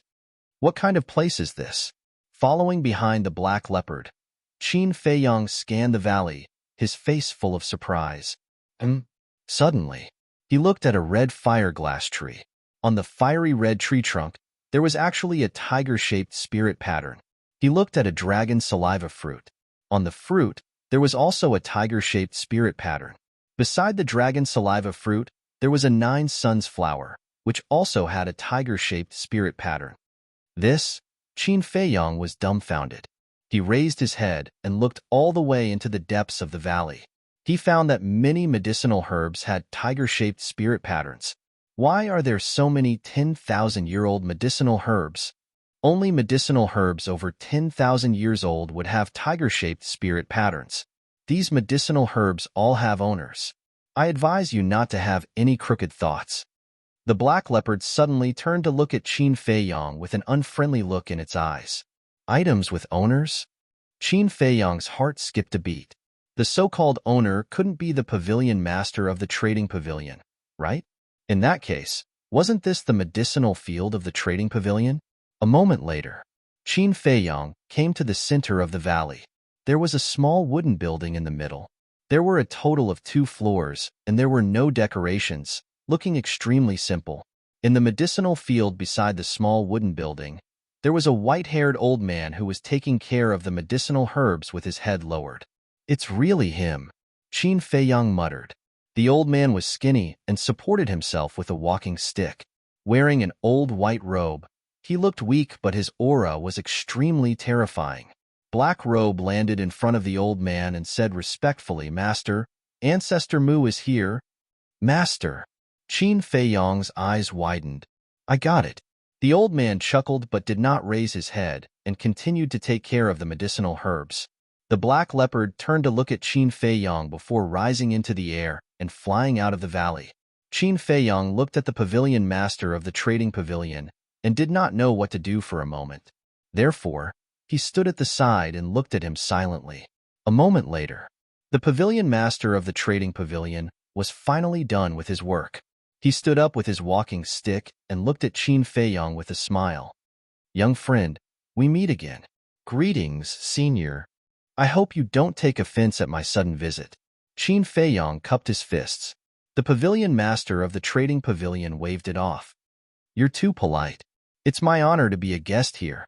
When he saw how polite the old man was, Qin Feiyong felt a little embarrassed and asked, "Senior, how did the black leopard know who I was?" The pavilion master of the trading pavilion said, "It's not just the black leopard. The emperor beasts outside the valley know as well." The more Qin Feiyong listened, the more confused he became. The pavilion master of the trading pavilion smiled again. "I told them that if you came here one day, they would bring you in directly." "I see." Qin Feiyong nodded in realization.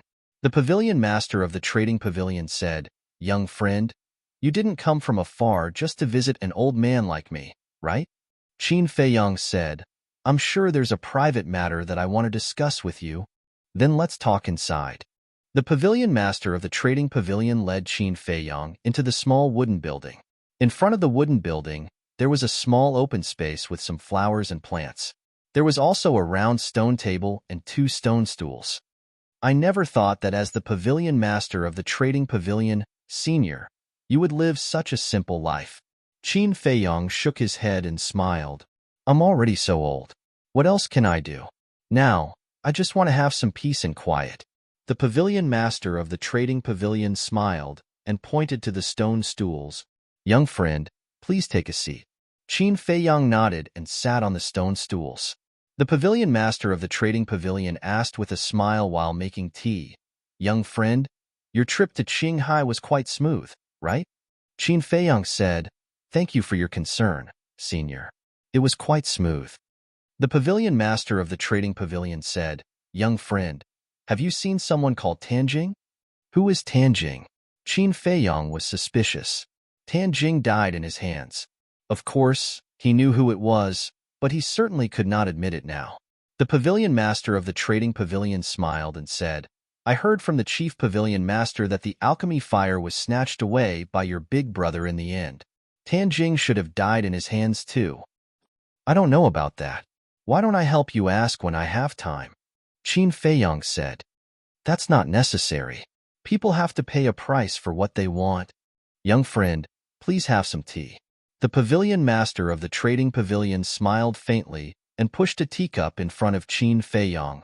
Senior, you are detached from worldly affairs. I admire you. Qin Feiyong cupped his hands, then picked up the teacup and tasted it. Immediately, his eyes lit up and he praised, "Not bad. There is a faint fragrance of medicinal herbs in the natural tea fragrance. It has a unique flavor. Young friend, please look over there." The pavilion master of the trading pavilion pointed to the medicine field on the left. Qin Feiyong looked over and saw a small green tree growing in the medicine field. That was not a medicinal herb. It was a tea tree. Those are the tea trees that I cultivated myself when I had nothing to do.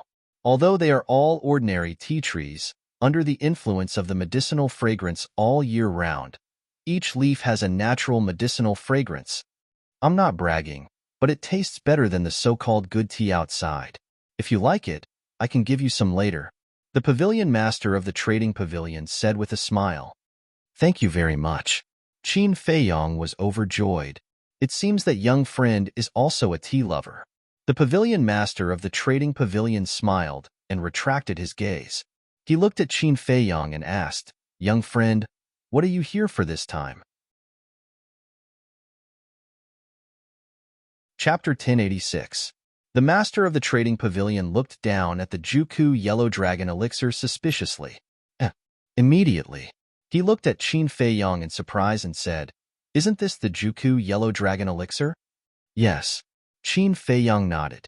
The master of the trading pavilion said suspiciously, Why did you take out this elixir? Did you think that the auction price was too high? Do you want to return it now? Return it? Qin Feiyong was stunned. What did that mean? Young friend, we have a rule in the trading pavilion. Once something is sold, it can't be returned. Of course, I can also buy this Juku Yellow Dragon elixir, but the price. The master of the trading pavilion said with a smile.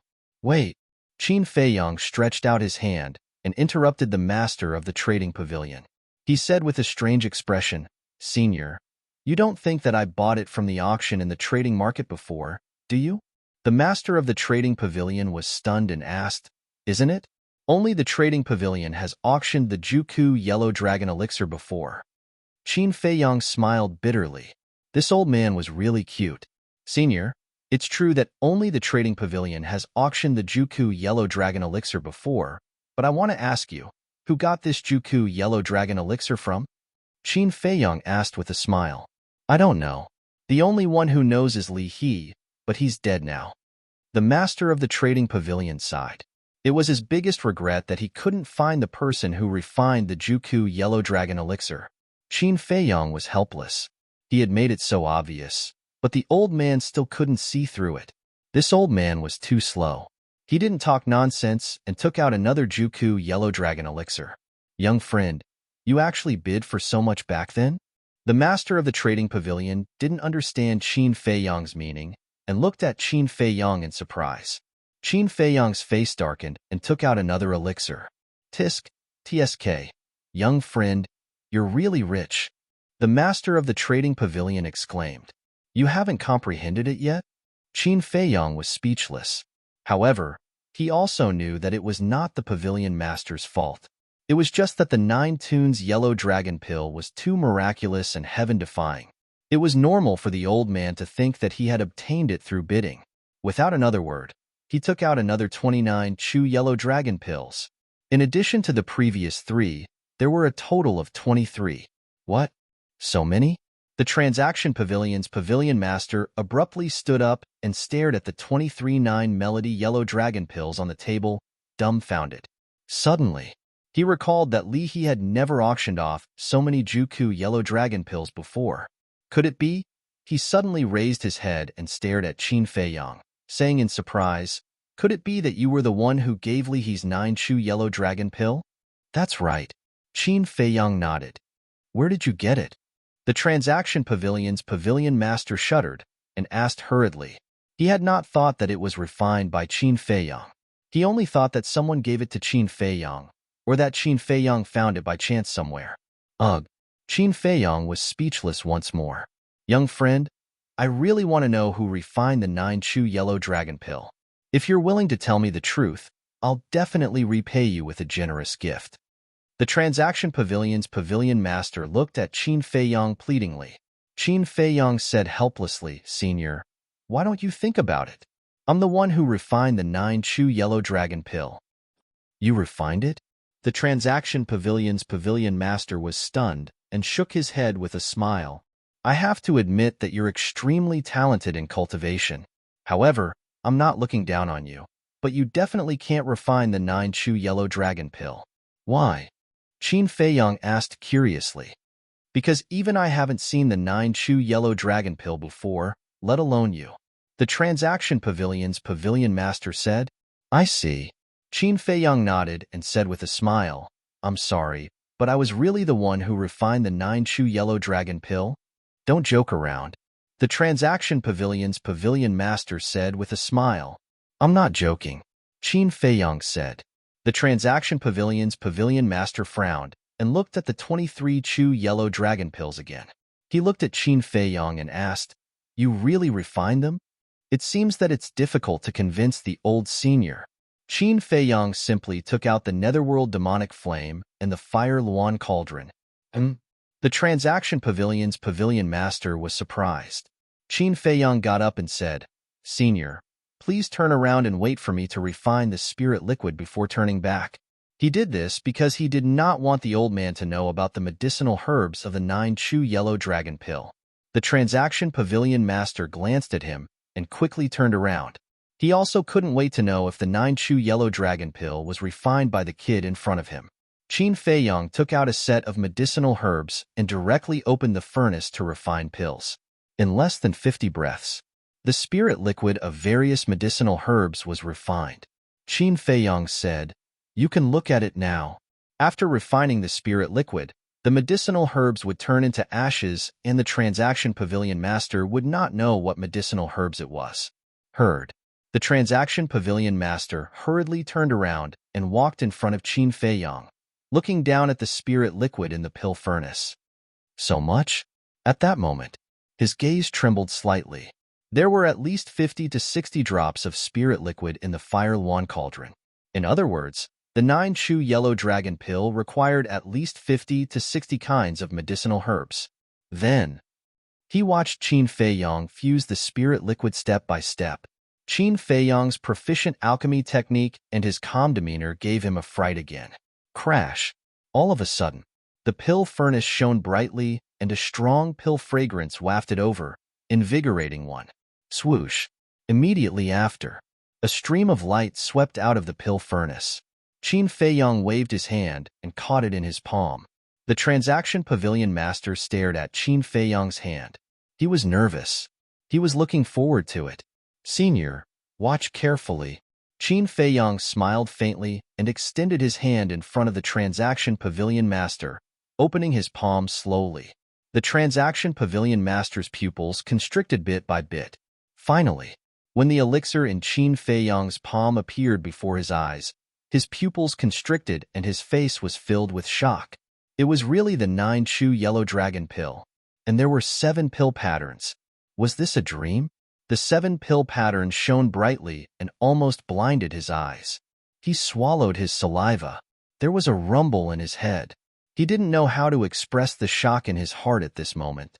This man's martial arts talent was already beyond the reach of countless monsters in the Central Divine Kingdom, but he didn't expect that his alchemy talent was also so terrifying. Was he still human? For a long time, the transaction pavilion master couldn't come back to his senses and was shocked. Qin Feiyong waved his hand and put away all the Juku yellow dragon pills, as well as the pill furnace and pill fire. He asked with a smile, Senior, do you believe me now? The transaction pavilion master shuddered and hurriedly looked at Qin Feiyong. He cupped his hands and said, Young friend, I didn't recognize you before. Please forgive me. It's understandable. Qin Feiyong smiled. The transaction pavilion master shook his head and sighed. Everyone thought that the person who refined the Juku yellow dragon pills must be an extremely powerful and mysterious expert. Who would have thought that it was actually you? Qin Feiyong smiled faintly. Young friend, please take a seat. The transaction pavilion master's attitude was even more polite than the chief tower master's. Qin Feiyong sat back on the stone bench and picked up the teacup. He didn't speak anymore and drank the tea silently.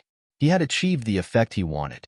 Now he only needed to wait for the Transaction Pavilion Master to speak. The Transaction Pavilion Master was also a shrewd old man. Naturally, he could see Qin Feiyang's motive. He said, "Young friend, just say it. How can we continue to supply the Juku Yellow Dragon pills to the Transaction Pavilion?" Since Li He's death, there were no more Juku Yellow Dragon pills. The Transaction Pavilion's popularity was declining day by day, so no matter what, he had to persuade Qin Feiyang to put the Juku Yellow Dragon pills up for auction in the Transaction Pavilion. Qin Feiyang put down the teacup and smiled. Not long ago, I went to the Eastern City Transaction Pavilion to buy a cluster of 7th-grade pill fire. The Transaction Pavilion Master was stunned and asked, "Lu Yuan didn't sell it to you?" Qin Feiyang said, "It's not that he didn't sell it. It's that he didn't have it." The Transaction Pavilion Master said suspiciously, "That's not right. I just happened to get a cluster of 7th-grade pill fire some time ago. How could I not have it?" Qin Feiyang said, "Not only did Lu Yuan say that he didn't have it, but even the people of the Western City, Southern City, and Northern City also said that they didn't have it. Why is that? Could it have been auctioned off? But that's not right. If it was really auctioned off, they would report it to me as soon as possible." The Transaction Pavilion Master frowned. Qin Feiyang shook his head and said, "Whether it was auctioned off or not, I don't know, but I received a rumor that Fu Anshan and the other 3 stewards are secretly banning me." "What? Did they eat a leopard's guts?" The Transaction Pavilion Master was furious. "Senior, I'm very grateful to you for giving me the Fire Luan Cauldron, but this matter makes me very uncomfortable," Qin Feiyang said. The Transaction Pavilion Master's heart skipped a beat, and he said solemnly, "Little friend, don't worry. I'll definitely investigate this matter." Qin Feiyang's eyes flashed with a smile and said, "Then I'll wait and see. However, don't cancel Fu Anshan's position as the Deputy Pavilion Master. Ask him to come to me. In addition, please keep the matter of the Juku Yellow Dragon pill a secret for the time being." "I understand." The Transaction Pavilion Master nodded.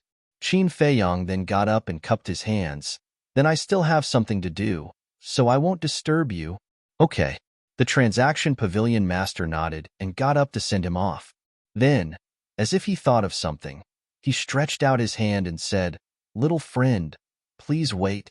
Qin Feiyang looked at him suspiciously. The Transaction Pavilion Master took out 3 exquisite jade boxes from his chinkuan bag.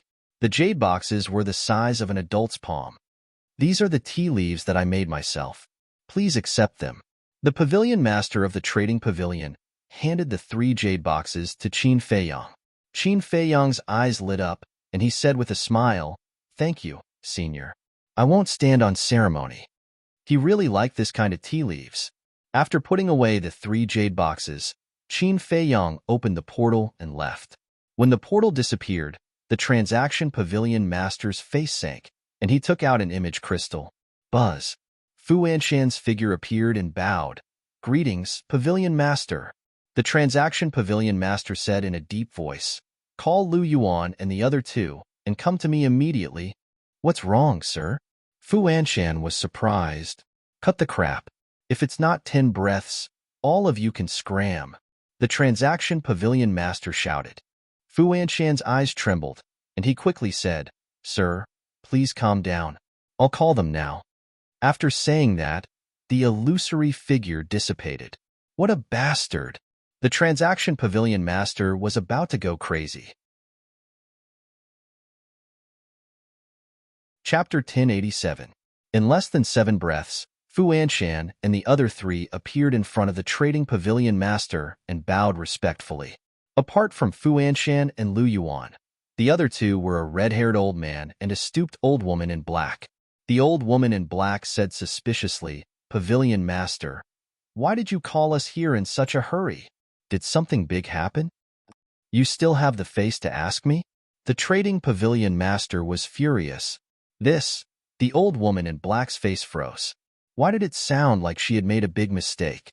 But she didn't remember what she had done wrong. The Trading Pavilion Master glanced at the 4 of them and said in a deep voice, "Let me ask you, are you banning Ancestor Mu?" The 4 of them were shocked. How did the pavilion master know? Could it be that someone told him? Fu Anshan hurriedly said, Sir, your words scared us. How could we have the guts to ban the chief tower master's disciple? How dare you deceive me? Ancestor Mu came to find me personally and said that he would go to the trading pavilion to buy a cluster of 7th grade pill fire. But Lu Yuan, how did you tell him? The trading pavilion master said in a deep voice. The four of them were shocked. They never thought that Qin Feiyang would actually come to find the pavilion master for such a small matter. Lu Yuan, I'm very disappointed in you. You're only temporarily managing the East City Trading Pavilion, and you dare to deceive me. If you really become the manager of the East City Trading Pavilion, won't you be able to cover the sky with one hand? The Trading Pavilion master shouted. Lu Yuan's face turned pale, and he hurriedly knelt on the ground and said, Sir, I know my mistake. I won't dare to do it again. The Trading Pavilion master said, There's nothing to say. You've reached the end of your temporary management. Don't. Pavilion master, this was all ordered by Fu Anshan. Lu Yuan hurriedly mentioned Fu Anshan. Fu Anshan's expression changed and he shouted, Lu Yuan, don't slander me. Shut up. When was it your turn to speak? The trading pavilion master raised his eyebrows and shouted. Fu Anshan's body trembled, and he did not dare to speak anymore. The pavilion master looked at Lu Yuan and said in a low voice, Continue. Fu Anshan secretly transmitted his voice, Lu Yuan, if you dare to spout nonsense, don't blame me for being impolite to you. You're welcome? It's because I listened to your slanderous words that I ended up like this. You still have the nerve to threaten me? Lu Yuan looked at Fu Anshan with hatred. Then, he looked at the pavilion master and said, Mr. Fu Anshan told me to kill Ancestor Mu. He even threatened me that if I didn't do as he said, he would kick me out after he became the vice pavilion master. The pavilion master glanced at Fu Anshan. Fu Anshan also quivered and knelt on the ground, exclaiming, Master, he is spouting nonsense. Please judge clearly. As he spoke, he gave a subtle glance to the black-clothed old woman and the red-haired old man. The two of them looked at each other and were about to speak up to help Fu Anshan. But at this moment, Lu Yuan took out the image crystal and looked at the pavilion master. My lord, this lowly one's image crystal contains the words Fu Anshan used to threaten me. You bastard! You actually dare to do this? Fu Anshan immediately looked at Lu Yuan gloomily. Lu Yuan secretly sneered. Dealing with an old fox like you, of course I have to be careful. Pavilion master, it was indeed Fu Anshan who forced us to kill Ancestor Mu. Back then, Ancestor Mu caused the death of his son, Fu Xiong, in Qinghai City, so he held a grudge against him. My lord, we are helpless as well. Please show mercy. Hearing that Lu Yuan had actually recorded Fu Anshan's threat, the black-clothed old woman and the red-haired old man immediately changed their words. Because this was a good opportunity to take down Fu Anshan. As long as Fu Anshan fell, they would have the chance to succeed the position of vice pavilion master. The pavilion master's face darkened as he shouted, Fu Anshan, what else do you have to say? Fu Anshan was terrified to the extreme and begged, My lord, this lowly one was wrong. This lowly one will never dare to do it again. Please give this lowly one another chance. After doing such a thing, you still want this old man to give you a chance? The pavilion master was furious and said, This old man let you succeed the position of vice pavilion master to let you manage the transaction pavilion well, not to let you use your position to take revenge. If you don't even have this bit of awareness, do you still deserve to be the vice pavilion master of the transaction pavilion? I think it's better to choose someone else. Fu Anshan laid weakly on the ground, his face filled with despair. Lu Yuan and the other two were secretly delighted in their hearts. The pavilion master of the transaction pavilion snorted coldly and was about to announce that Fu Anshan was disqualified from succeeding the position of vice pavilion master. But suddenly, he frowned again. He thought of what Qin Feiyang said before he left. Don't remove Fu Anshan. What did he mean by that? What did Qin Feiyang want? Suddenly, his eyes lit up and a trace of understanding appeared on his old face. He looked at Fu Anshan and said, All right, this old man will give you another chance. Thank you, my lord. Fu Anshan immediately became spirited again and shed tears of gratitude. Lu Yuan and the other two looked at each other and couldn't help but be secretly annoyed. The pavilion master of the transaction pavilion said, "Immediately go find Ancestor Mu and beg for his forgiveness. If you can't do it, then you can forget about the position of vice pavilion master forever." This, Fu Anshan was dumbfounded. Lu Yuan and the other two secretly laughed again. One had to know. Qin Feiyang and Fu Anshan had long been at odds. How could Qin Feiyang forgive him? Therefore, in their opinion, the pavilion master was deliberately pushing Fu Anshan onto the path of no return. In other words, Fu Anshan was destined to fail in succeeding the position of vice pavilion master. What's wrong? You can't do it? The pavilion master of the transaction pavilion said with a dark face. "I can do it." Fu Anshan hurriedly nodded. He could only brace himself and agree. "Then hurry up and go. And the three of you, pay attention to this old man in the future. If something like this happens again, this old man will not let you off easily." Scram! The pavilion master of the transaction pavilion shouted. Yes. The four of them nodded and hurriedly stood up to open the teleportation gate and left. Just as the four of them left, a white-haired old man in black clothes walked out from the small wooden building behind them. This person was old and clumsy. Both of his hands were holding onto crutches. When he walked, he was trembling. There was not the slightest bit of aura around his body, as if he was about to die. After the black-clothed old man appeared, he looked at the pavilion master of the transaction pavilion and laughed hoarsely. "Lord is wise. Why did you come out?" The pavilion master of the transaction pavilion hurriedly turned around and walked forward to support the black-clothed old man. There was a trace of blame in his eyes. "Anyway, we're all about to die. Instead of sitting in the house every day, we might as well come out and take a good look at the scenery outside." The black-clothed old man laughed. This person was the vice pavilion master of the transaction pavilion. "Don't give up on yourself, okay? Listen to me. Hurry up and deal with the mundane matters on hand, then seal yourself. When I step into the false god realm in the future, I might be able to find a way to help you extend your life." The pavilion master of the transaction pavilion advised, "We'll talk about it later." The black-clothed old man smiled faintly and said, "I was quite worried just now.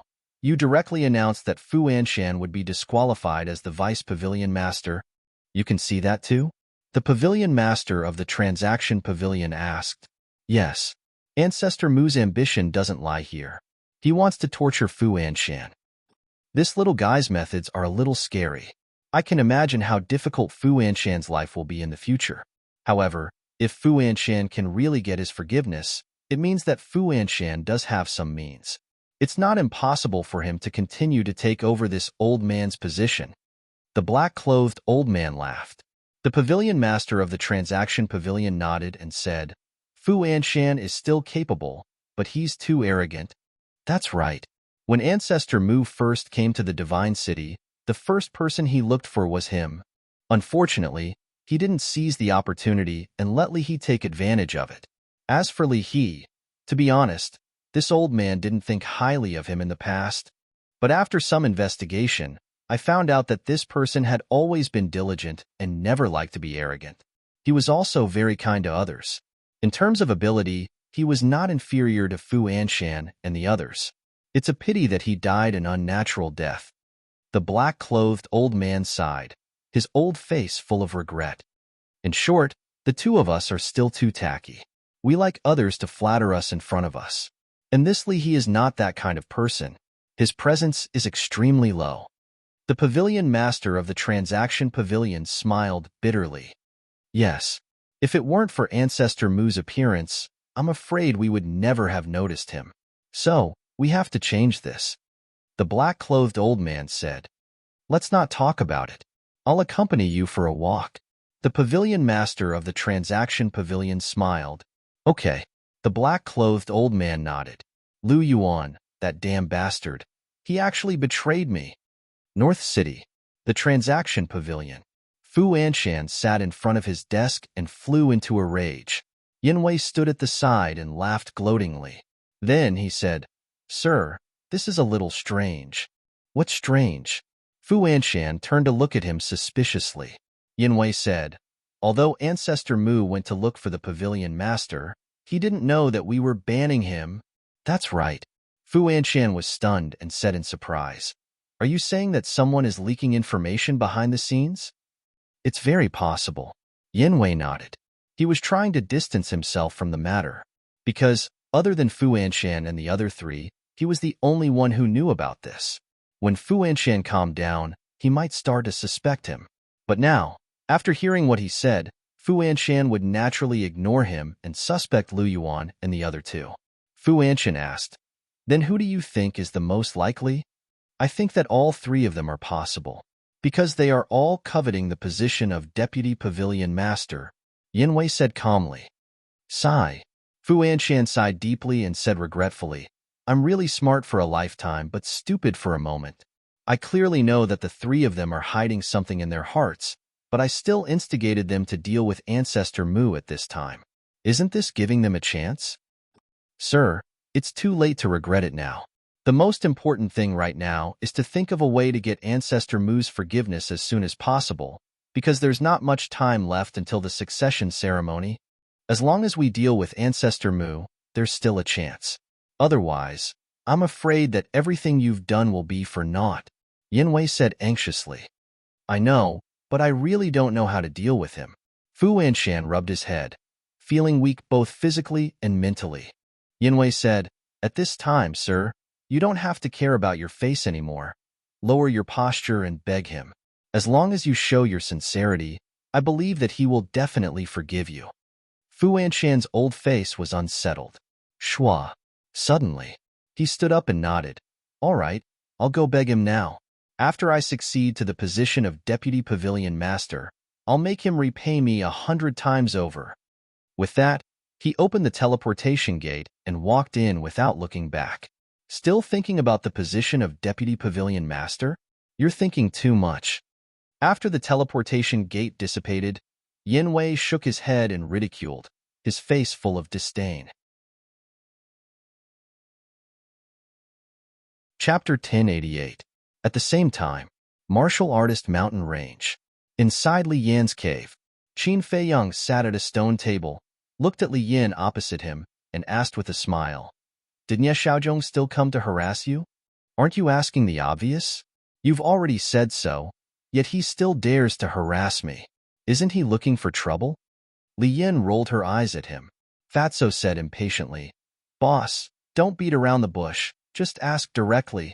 Li Yan was slightly stunned, looked at the two of them suspiciously and asked, what do you want to know? Cough.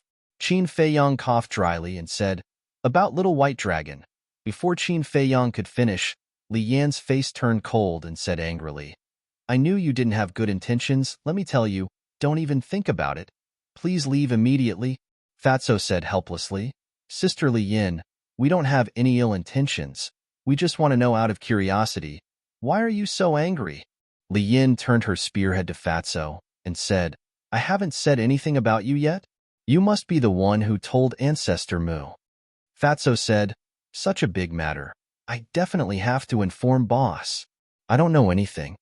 Li Yan snorted coldly. Qin Feiyang rubbed his forehead and said, after being together for so long, you still don't trust us? Li Yan said, one may know a person for a long time without understanding his true nature.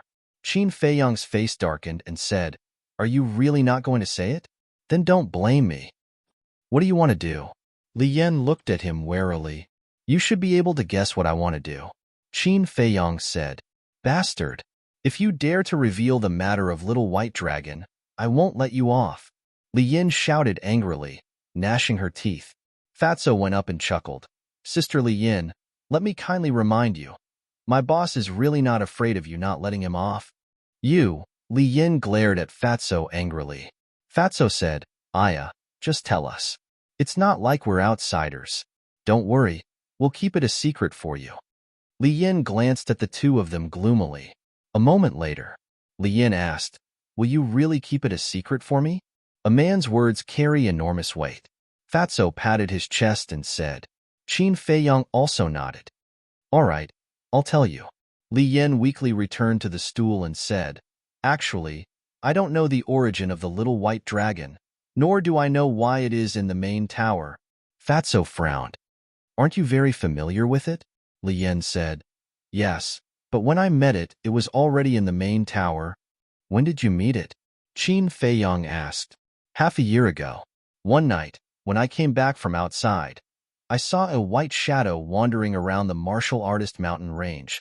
So I followed it down and found that it was the legendary divine dragon.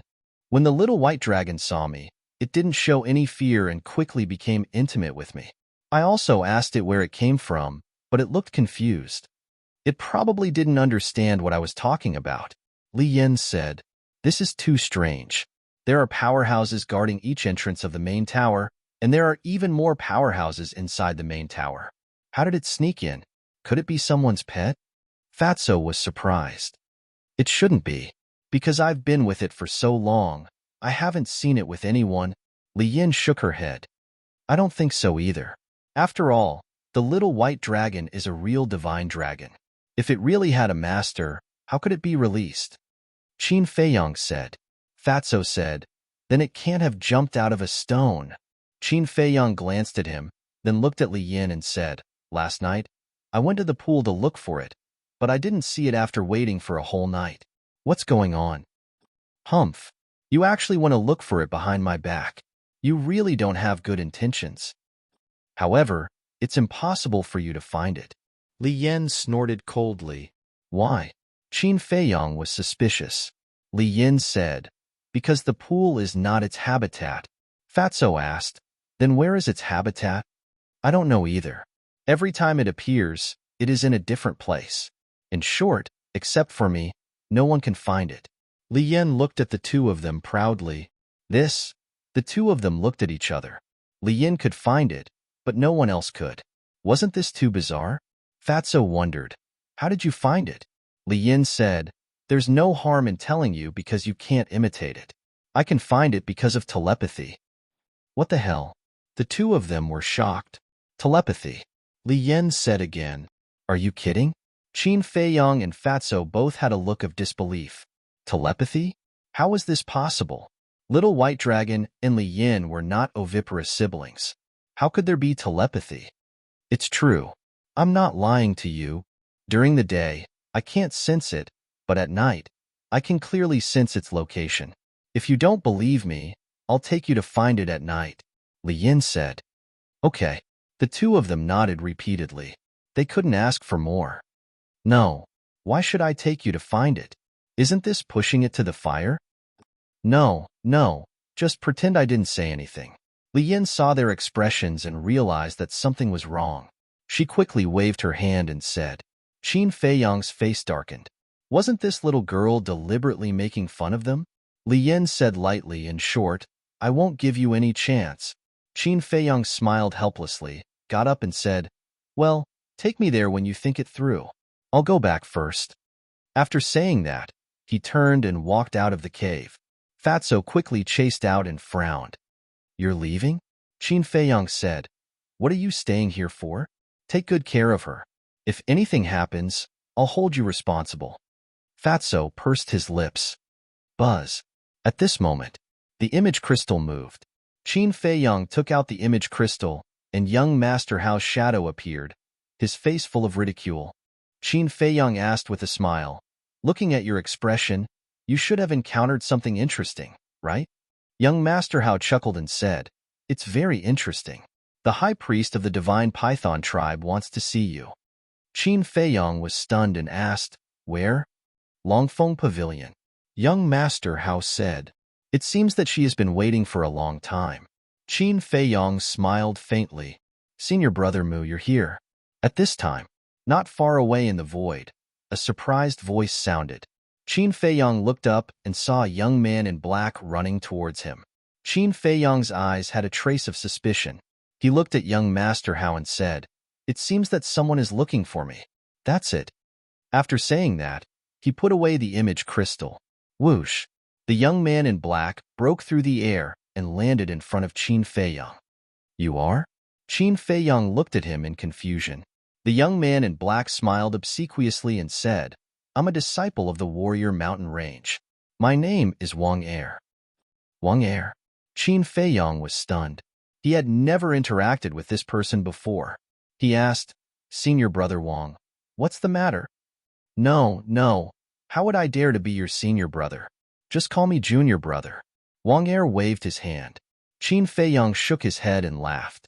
This person was older than him and had entered the main pagoda earlier than him. He was actually willing to be his junior brother. Strength and status could indeed change a person. Qin Feiyong said, If you have something to say, just say it. The steward of the Northern City Trading Pavilion is here.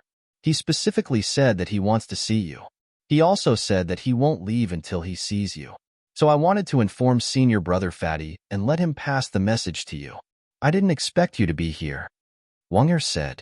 Fatso said unhappily, Hey, what are you talking about? Although being fat is my characteristic, you can't just call me Senior Brother Fatty, right? Sorry. Wang Er smiled apologetically. Fatso rolled his eyes at him and looked at Qin Feiyong. Boss, do you want to meet him? Qin Feiyong waved his hand and said, I'm not interested, but you can go and tell him that standing there is not sincerity. Understood. Fatty chuckled mischievously, then opened the teleportation gate and left. Thank you. Qin Feiyong cupped his hands towards Wang Er and thanked him, then opened the teleportation gate and left. He actually thanked me? Wang Er was stunned and a little flattered. Main Pagoda, Pill Pagoda Square. At this moment, countless disciples had gathered and were curiously looking at Fu Anshan, who was standing in the middle of the square. The succession ceremony is coming soon. Why is he here looking for Ancestor Mu instead of preparing properly? Everyone was suspicious. Swish. Fatso appeared out of thin air and stood in the air above the square. Fatso is here. Why are you afraid of him? Isn't it because he has Ancestor Mu as his backer? If Ancestor Mu were to back him up, what would he amount to? Some were afraid. Some were disdainful. Hearing those discussions, Fatso raised his eyebrows and his saint aura erupted. For a moment, the square fell into dead silence. Those who were disdainful before were now filled with shock. He had actually stepped into the Battle Saint realm. Are you surprised? Let me tell you, Fat Lord has already stepped into the Battle Saint realm. It's just that he doesn't want to go to the sacred land and has been hiding his cultivation. Do you really think I'm just relying on boss? Fatso sneered. Stepped into the Battle Saint realm long ago? Don't want to go to the sacred land? Everyone was petrified on the spot. The sacred land was a place all the disciples of the main pagoda wanted to go, but this person actually hid his cultivation and didn't want to go. Was there something wrong with his brain? Fatso withdrew his saint aura and said lightly, Fat Lord's pursuit and ideals are not something you ordinary people can understand. Everyone's face twitched. Will you die if you don't act cool? Fatso's gaze turned and looked down at Fu Anshan. He joked, Chief Steward Fu, we meet again. A cold light flashed in the depths of Fu Anshan's eyes. He cupped his hands and smiled. Brother, it's been a long time since we last met. How have you been? When did we become so close? Thinking back, when we first came here and went to the trading pavilion for the first time. What did you say? Fatso looked at him playfully. Fu Anshan licked his face and said with a smile, Brother, it was all this old man's fault. This old man will apologize to you in front of everyone. I hope you won't hold a grudge. Chief Steward Fu is about to succeed the position of Deputy Pavilion Master, yet you still apologize to a small figure like me. How magnanimous. Chapter 1089. The people in the plaza looked at each other in dismay. Fatso's words could be said to be a blatant mockery, but they couldn't figure it out. With Fu Anshan's brain, it was impossible for him not to hear it. But why wasn't he angry? Fatso said, Manager Fu, I heard that you were looking for my boss. Fu Anshan endured his anger and nodded. Yes, please inform him. I'm sorry. My boss is not free right now. Also, is this your sincerity? If that's the case, then even if I help you inform him, my boss might not even see you. Fatso teased. Then, according to brother, what is considered sincerity? Fu Anshan asked with a smile. You can still laugh? Has this old fellow been kicked silly by a donkey? People muttered. Fatso chuckled and bared his teeth. All right, since you are so modest, I will give you a clear path. Kneel, as long as you kneel here. I am sure that boss will come out to see you sooner or later. Fu Anshan's heart was immediately filled with a monstrous rage. At the same time, the disciples in the plaza were also completely stunned. One had to know, whether it was Fu Anshan's prestige or status in the Central Divine Kingdom, it was not something that this fatso could compare to. He actually dared to make him kneel? Even if he had the support of the Mu ancestor, wasn't this a bit too much? Simply put, this was no longer a matter of Fu Anshan's personal dignity, but the face of the entire transaction pavilion. Moreover, Fu Anshan was someone who was about to become the vice pavilion master of the transaction pavilion, so it was impossible for him to do such a thing that would ruin his image. Therefore, in everyone's eyes, Fatso was purely enjoying himself. What? Suddenly, a cry of surprise sounded, filled with disbelief. Everyone looked at Fu Anshan in unison, only to see that the previously furious Fu Anshan was actually kneeling on the ground. In an instant, everyone was dumbstruck. He actually knelt down.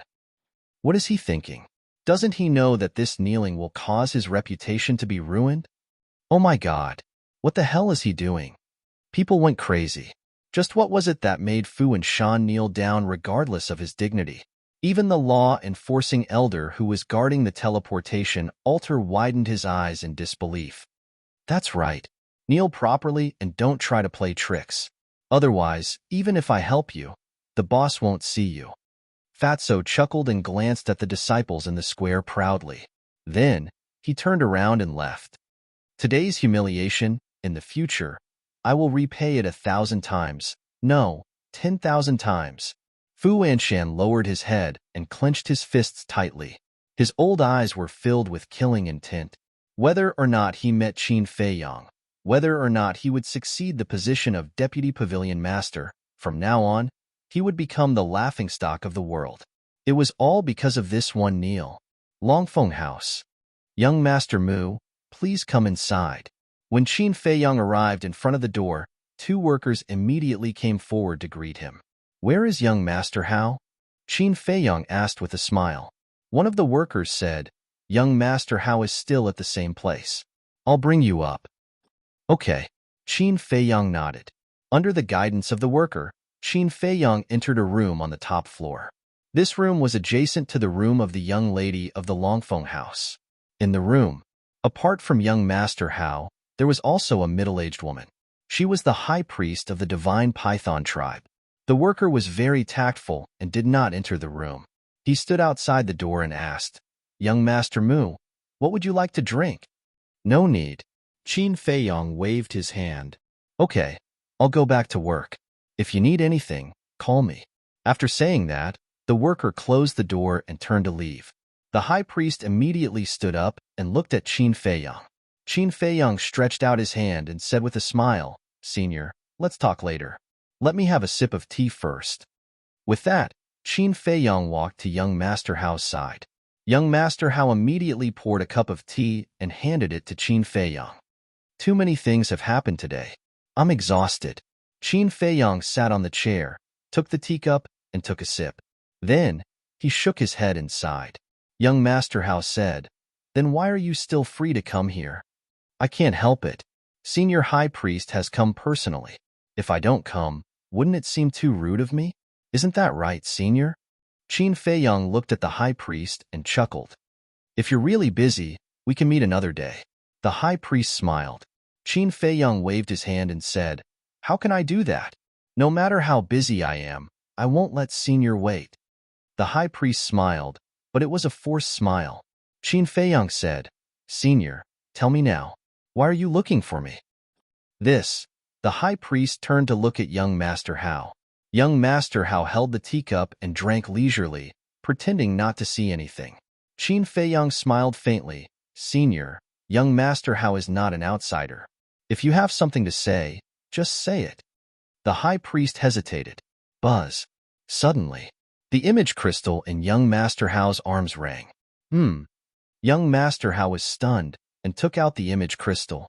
Buzz. A beautiful figure appeared. It was Wang Yuer. Young Master Hao asked suspiciously, "Sister, what are you doing?" Wang Yuer said angrily, "Go and ask Ancestor Mu. What's going on with Fu Anshan? Why is he kneeling in front of our main pagoda?" What? Fu Anshan is kneeling in front of the main pagoda? The high priest was surprised. Young Master Hao was also a little stunned. He looked at Qin Feiyang and said to Wang Yuer, "He's with me. Ask him yourself."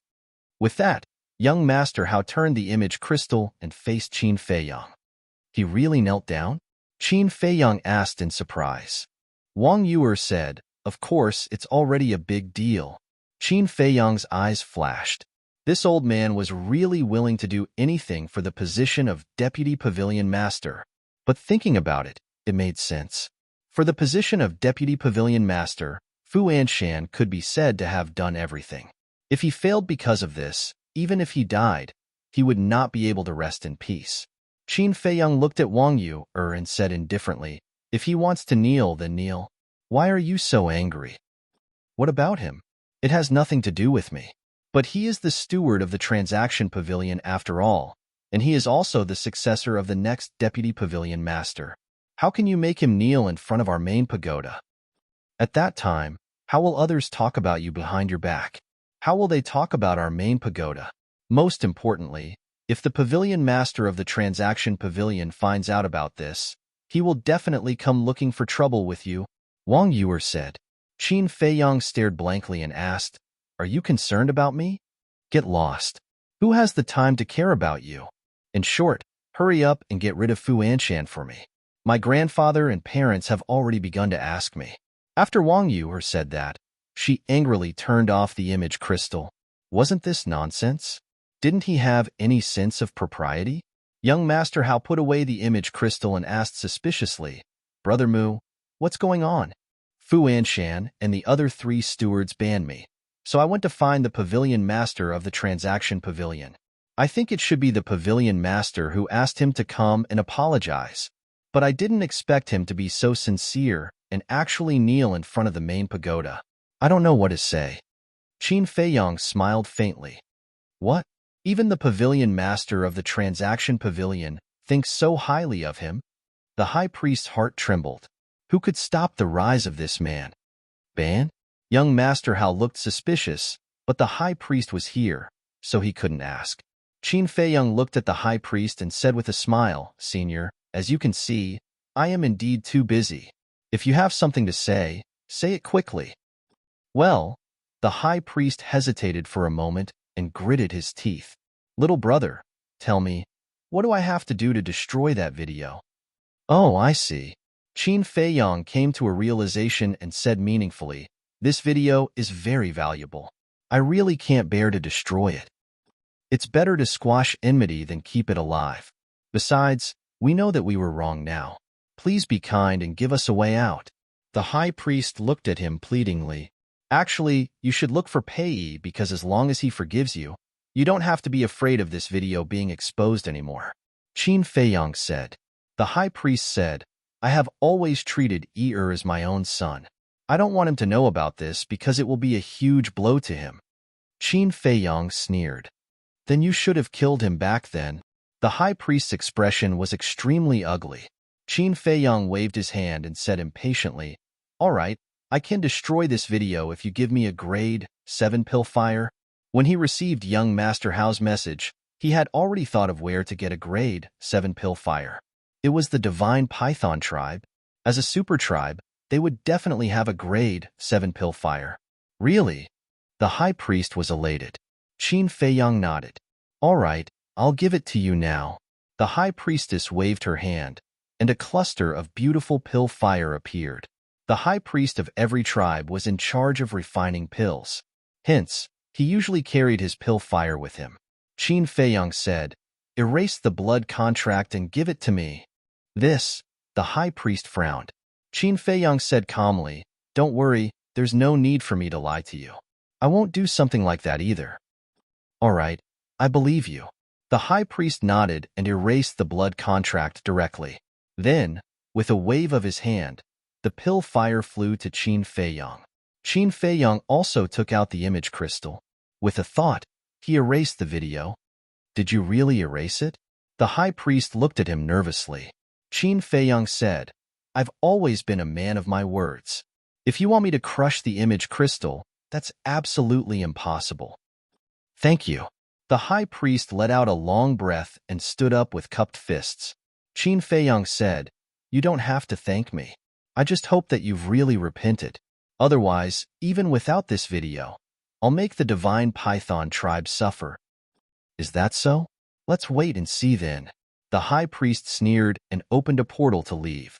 Previously, she had been humble because the other party had something on her. Now that she had nothing on her, what was she afraid of? Young Master House said in disgust. She turned hostile immediately after the video was destroyed. This woman is really too much.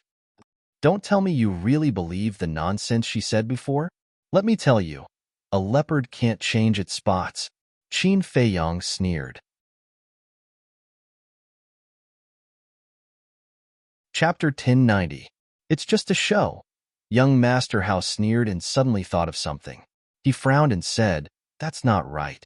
Aren't the images in my hands? Why do you have them? Qin Feiyang smiled and said, When I accompanied Pei Yi to the 9 regions to retrieve Pei Chongfeng's body, I already got a video from a tribe. Wasn't that before we went to Qinghai? Young Master Hao was surprised. Yes. Qin Feiyang nodded. Young Master Hao said, So, you already knew about the leader of the divine python tribe? Yes.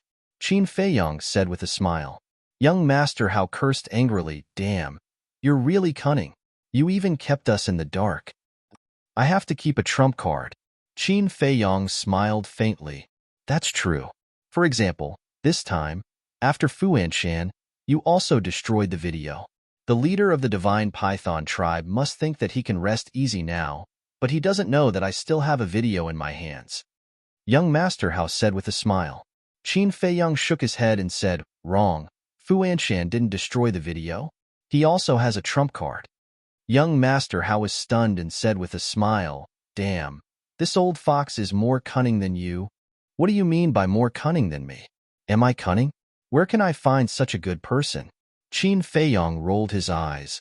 You're a good person? Young Master Hao's mouth twitched. He couldn't tell that this guy was a narcissist. By the way, since you're already here, why don't you stay and have a few drinks with me? We'll bid for the Dragon Phoenix wine later. Young Master Hao said, I'm really not interested. Have fun by yourself. Qin Feiyang shook his head, got up, put away the pill fire, and opened the teleportation gate to leave. How boring. Young Master Hao cursed angrily. Back at Calming Lake, Qin Feiyang immediately saw Gongsun Bei standing in his courtyard with his head lowered and brows furrowed. Who knew what he was thinking? Wang Yu was beside him. Brother Gongsun. Qin Feiyang landed in the courtyard and bowed. You're back. Gongsun Bei looked up at Qin Feiyang and smiled. Yes. Qin Feiyang nodded and smiled. Brother Gongsun, are you here for me? Aren't you spouting nonsense? If not you, who should I look for? Wang Yu rolled her eyes at him. Qin Feiyang smiled embarrassedly and asked, Brother Gongsun, why are you looking for me? Isn't it all for Fu Anshan? You made him kneel in front of the main tower. Are you sure it's improper? You should let him go as soon as possible. Gongsun Bei said. This? Qin Feiyang frowned. Who would have thought that Fu Anshan's kneeling would bring about so much trouble? He pondered for a while. Qin Feiyang smiled and said, How about this? Let him kneel on the opposite side of the Jingxin Lake. Gongsun Bei frowned and asked suspiciously, What kind of grudge do you have with him? Why are you torturing him like this? Just because he sent Fu Han to assassinate you? Isn't this considered a grudge? Qin Feiyang asked. Gongsun Bei fell silent. Because if it were him, he wouldn't let the matter rest either. Wang Yu asked, What about the pavilion master of the trading pavilion? If he comes to blame you, how are you going to explain it? He won't come to blame me. Because he's the one who sent Fu Anshan. Qin Feiyang smiled. No way. Gongsun Bei and Wang Yu looked at each other. To tell you the truth. Actually, I've already gone to the pavilion master of the trading pavilion. Qin Feiyang briefly told them about how Fu Anshan and the others blocked him So that's how it is. Only then did the two of them come to a realization. This old thing really doesn't know what's good for him. We haven't settled the score with him in Qinghai, and now he's stirring up trouble again. It seems that we have to get rid of him as soon as possible. Wang Yuer said in disgust. Qin Feiyang said, then you won't blame me now, right? You didn't make it clear before. If I don't blame you, who should I blame? Wang Yuer glared at Qin Feiyang angrily, looking a little embarrassed. Gongsun Bei sighed deeply and said, all right then. It's his own fault. Let him kneel on the opposite side of the soothing lake. Also, don't run around during this period. It's best if you stay at the soothing lake. Why? Qin Feiyang and Gongsun Bei looked at him suspiciously. Because Sir has already ordered to remove the spies that the major factions have placed in our main tower. I'm worried that they'll do something dangerous to you if they're cornered, Gongsun Bei said. They're finally taking action? Qin Feiyang's eyes flashed slightly and asked, have you found anyone? Gongsun Bei's eyes flashed coldly as he said confidently, it's basically under my control. After confirming it, we can pull the net. Who are they? Qin Feiyang asked calmly. These people are very powerful. They're basically the law enforcement elders and deacon elders. Even my temple has some. Gongsun Bei coldly snorted. Qin Feiyang was surprised. No way. They're so arrogant. What about the Mujia? As soon as this statement came out, the place inexplicably fell into a dead silence. Whether it was Gongsun Bei or Wang Yuer, they all looked at Qin Feiyang with a surprised look. It seems that they didn't find Mu Qing's second grandpa. Qin Feiyang secretly muttered. Otherwise, Gongsun Bei wouldn't show such an expression. Wang Yuer frowned and said, why do you ask? No. I'm just thinking that since the major factions know that they've placed spies in our main tower, then the Mujia should also be doing the same. Qin Feiyang said with a smile. Wang Yuer solemnly said, don't talk about this kind of groundless thing in the future. The Mujia is not to be trifled with. It seems that she's also quite afraid of the Mujia. I know. Qin Feiyang nodded. Gongsun Bei looked at Qin Feiyang and smiled. Well, you guys talk. I'll go first. By the way, when the little brother comes back, you should also tell him about this. Okay. The two nodded. After Gongsun Bei opened the portal and left, Qin Feiyang looked at Wang Yuer and frowned. Are you so afraid of the Mujia? Wang Yuer said, the Mujia is an existence that can't be provoked. No one knows how deep their background is. Qin Feiyang's heart moved. It seems that Wang Yuer knows the Mujia quite well. He asked, do you know where the Mujia's nest is? I don't know. Even if I know, I won't tell you. Wang Yuer coldly snorted and turned away. After being together for so long, she knows what kind of person Qin Feiyang is. He's a lawless person. If she told him, he would definitely go and provoke the Mujia. Qin Feiyang couldn't help but feel disappointed. How could the Mujia hide so deep? Back in the attic, he took out the image crystal and sent a message to Fatso. Soon, Fatso's shadow appeared.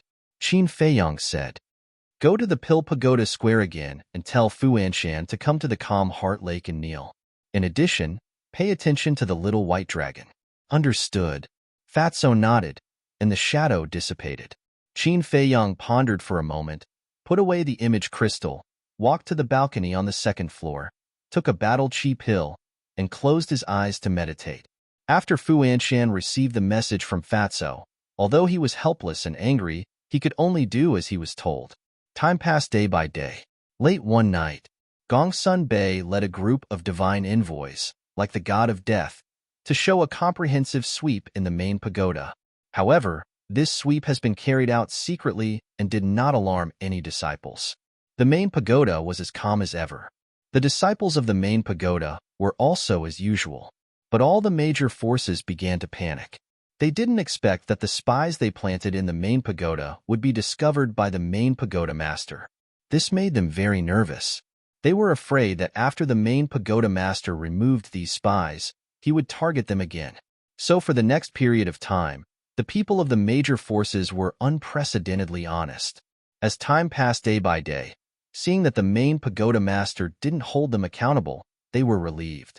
After this incident, they didn't dare to plant spies in the main pagoda anymore. As for Mu Qing's second grandpa, Maybe he was hidden too deep, and he really wasn't found out. Another period of time passed. Qin Feiyang suddenly received a message from Wang Zicheng and others. They said that the people sent by the main pagoda master had already looked for them, and they also dealt with it according to Qin Feiyang's instructions.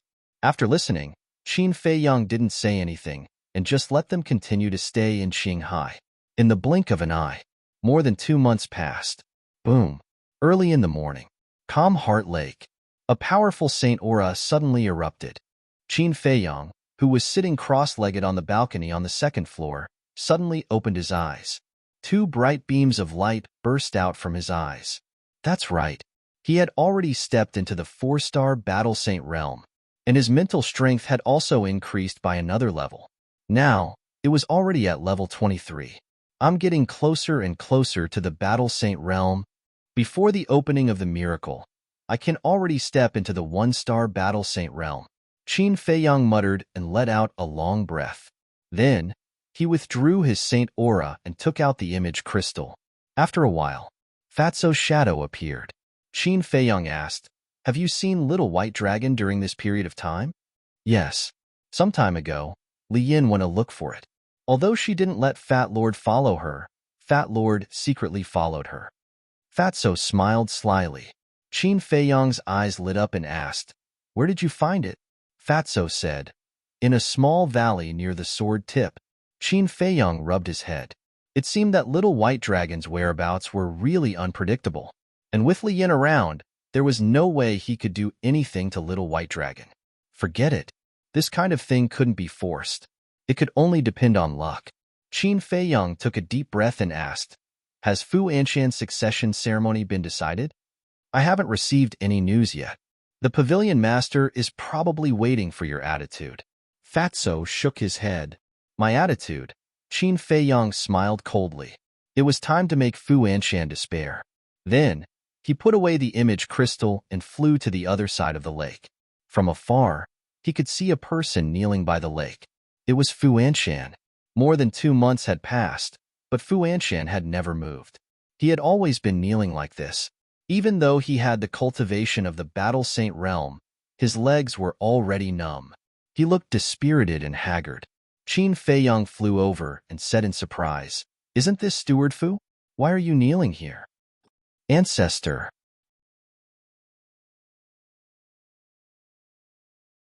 Chapter 1091. Qin Feiyang landed in front of Fu Anshan and asked suspiciously, "Steward Fu, who are you kneeling to?"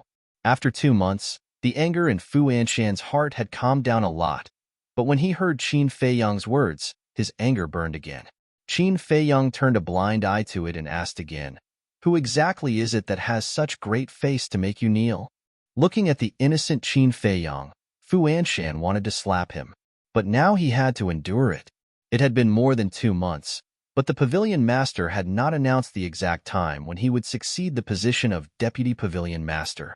Obviously, the pavilion master was waiting for the result. In other words, if he could not get the forgiveness of the person in front of him, then it was almost impossible for him to succeed the position of deputy pavilion master. "Brother Mu, I've already fallen to this point. Can you stop teasing me? I know, it was all my fault in the past. I'll kowtow to you and apologize. I just hope that you can forgive me." Fu Anshan begged and kowtowed, banging his head. "Looking at you now, you're really pitiful. But have you ever heard of a saying? A pitiful person must have something hateful."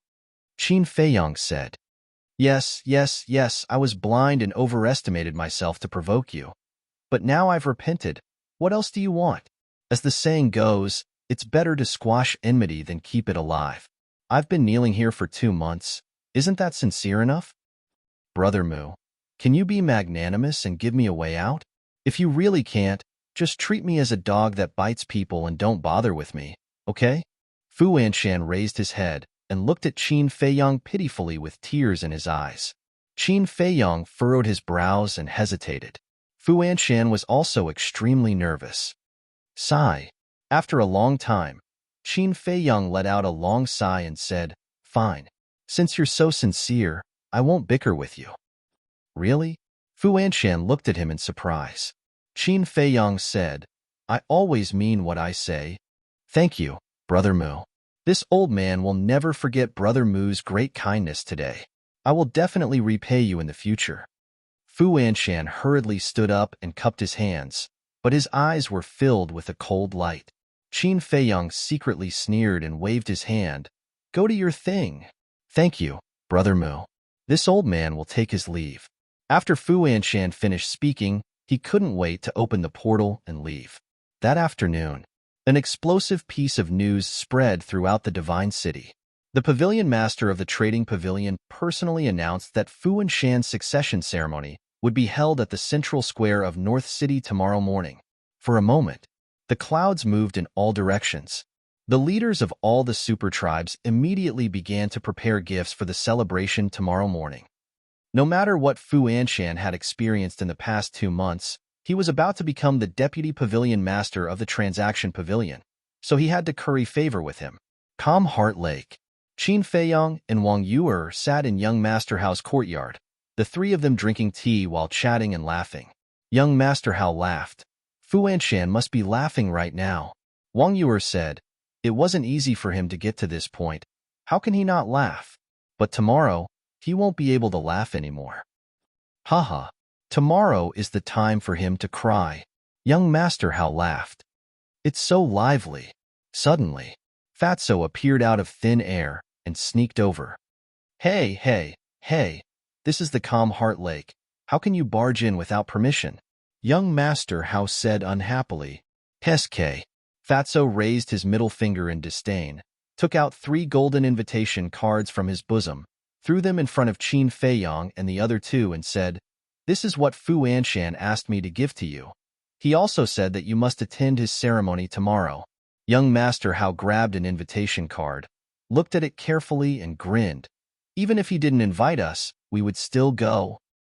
Late at night, Qin Feiyang stood alone on the balcony, looking at the waning moon in the sky, his eyes flickering. He was hesitating. Should he tell Pei the truth? Although Pei would still find out tomorrow, telling Pei now could let him be mentally prepared, otherwise, he would definitely go crazy. Buzz.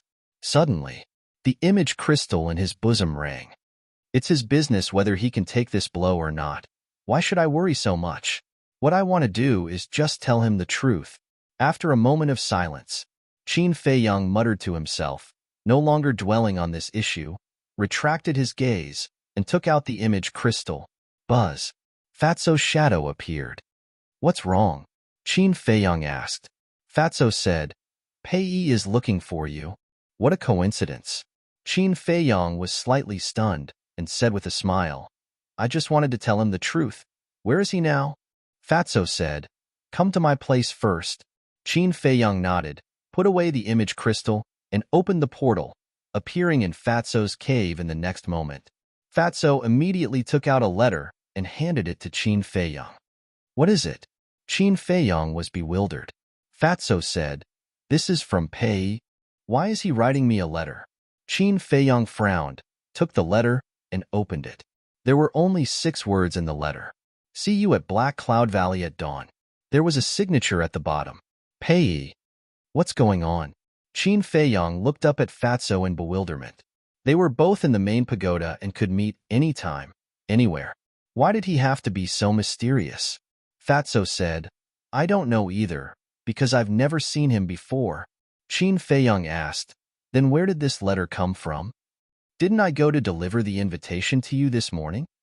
After delivering the invitation, I went to Li Yan's place and just came back. When I entered the cave, I saw this letter on the futon.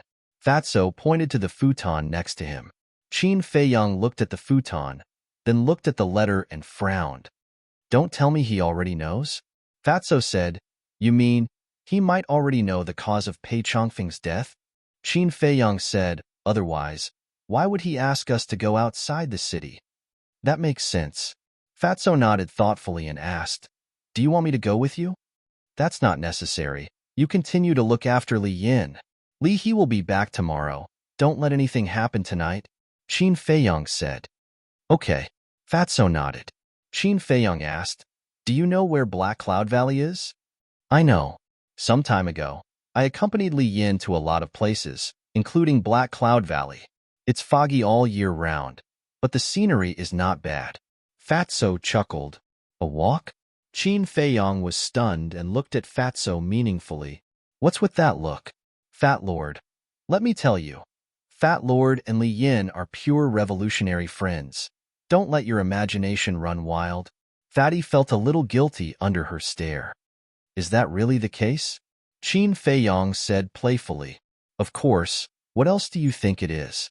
Fatso rolled his eyes and waved his hand to open a portal to Black Cloud Valley, urging, Go, go. Don't think about it here. Qin Feiyong said, Actually, Li Yin is not bad. The most important thing is, she is the one chosen by Little White Dragon. If you... But before he finished, Fatso flew into a rage, ran behind Qin Feiyong, and pushed Qin Feiyong into the portal. What a gossip. Staring at Qin Feiyong's disappearing back, Fatso looked up and smiled foolishly for a while, then turned around and hurried away. At the same time, Qin Feiyong appeared out of thin air in the sky above a valley that was filled with mist. In the night sky, the waning moon emitted a faint moonlight, making everything look hazy and blurry. The entire valley was dead silent. This damn Fatso has good luck with women. Qin Feiyong shook his head in amusement and glanced down at the valley below. Brother Mu, I'm here. A familiar voice came from the valley. It was Pei. Qin Feiyong looked over and saw Pei standing in the middle of the valley with his hands behind his back and a faint smile on his face. Whoosh! Qin Feiyong entered the valley and landed beside Pei, smiling faintly. You didn't ask me out so late at night to admire the scenery, did you? I'm not in the mood to admire the scenery.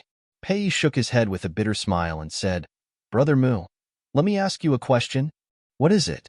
Qin Feiyong looked at him in confusion. Pei pointed behind Qin Feiyong and asked, Look, what's that over there? Qin Feiyong turned around suspiciously, but just as he turned around, his body tensed up and a strong sense of danger surged in his heart, and he did not see anything behind him. Oh no! Qin Feiyong didn't hesitate. He immediately took a step forward and dodged to the side. However, it was too late. Pei, who was behind him, grabbed a shiny dagger and stabbed it into Qin Feiyong's lower abdomen at lightning speed. Qin Feiyong was immediately overwhelmed by the excruciating pain. However, Qin Feiyong had experienced all kinds of pain. This bit of pain was nothing to him. Before his cultivation disappeared completely, he slapped Pei Yi's chest with his palm. However, Pei Yi did not move at all. Instead, his arm was numb from the impact. How is this possible? Qin Feiyong turned pale with fright.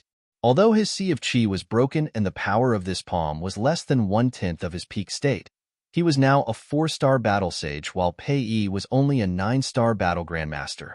Even 1/10 of his power was enough to seriously injure Pei Yi. At the same time, Pei looked down at the chest that Qin Feiyong had hit with a sneer and pulled out the dagger. Qin Feiyong immediately knelt on the ground weakly and blood spurted out from his wound. His cultivation had also been completely destroyed. Pei looked at Qin Feiyong with a grin and said, You didn't expect this, did you? Qin Feiyong turned around with great effort and stared at Pei. Why? You still have the cheek to ask me why? Pei flew into a rage and kicked Qin Feiyong to the ground. He stepped on Qin Feiyong's head and roared with reddened eyes. I just want a way out. Why won't you let me go? Why? A way out? Why won't you let you go?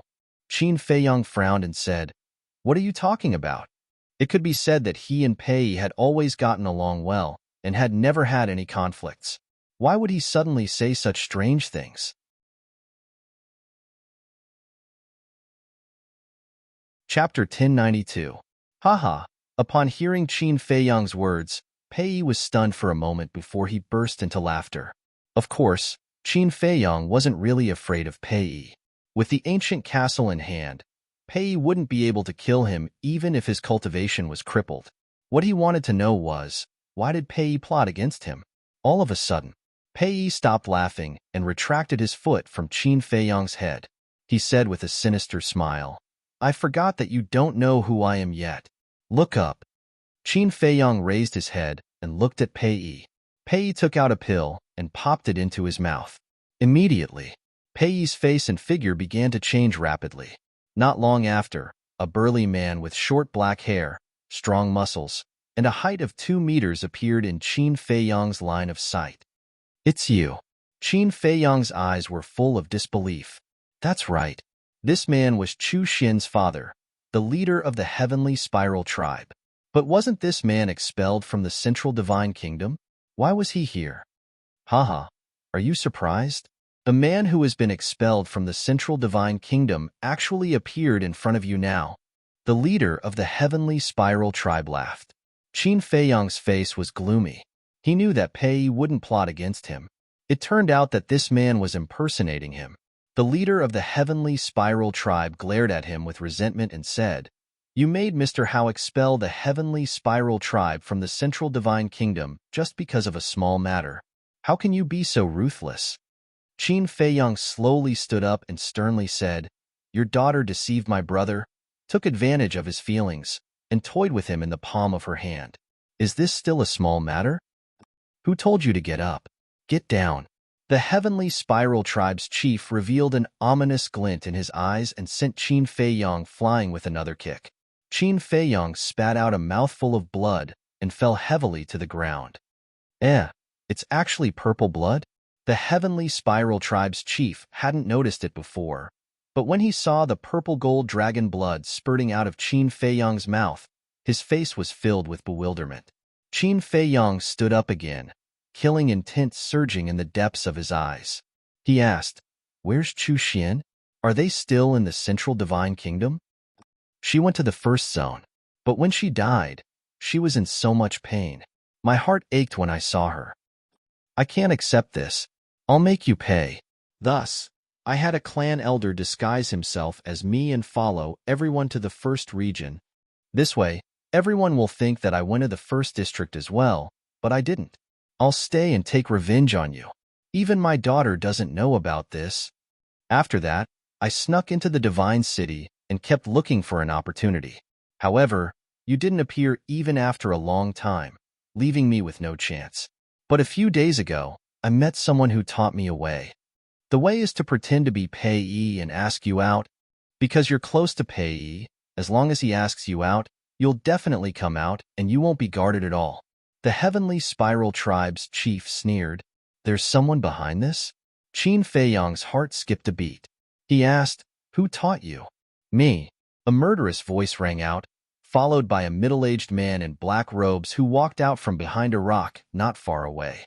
Qin Feiyang looked up, his eyes as gloomy as water. He said, "So it's you, chief of the Divine Python tribe." "Yes, it's me. Do you think it's that easy to take away my wife's 7th-grade pillfire?" The Divine Python tribe's chief walked to the Heavenly Spiral tribe's chief and said contemptuously. Qin Feiyang said, "You're really stubborn." "Stubborn? Haha, you're already a cripple. What else can you do?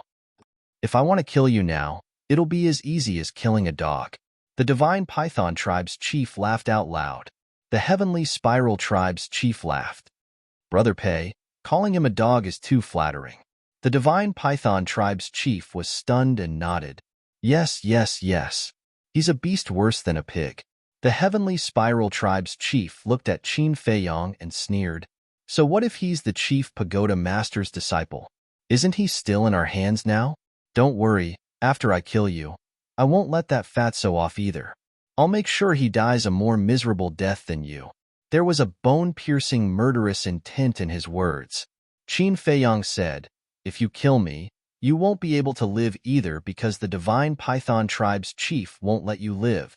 Based on the Divine Python tribe's chief's personality, he would definitely kill the Heavenly Spiral tribe's chief later. In other words, the Heavenly Spiral tribe's chief was just a chess piece. As long as he died, this chess piece would lose its value.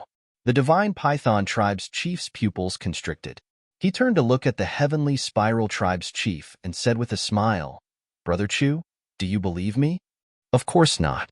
Brother Pei is so open and aboveboard. How could he be that kind of person?" The Heavenly Spiral tribe's chief said. "Open and aboveboard?"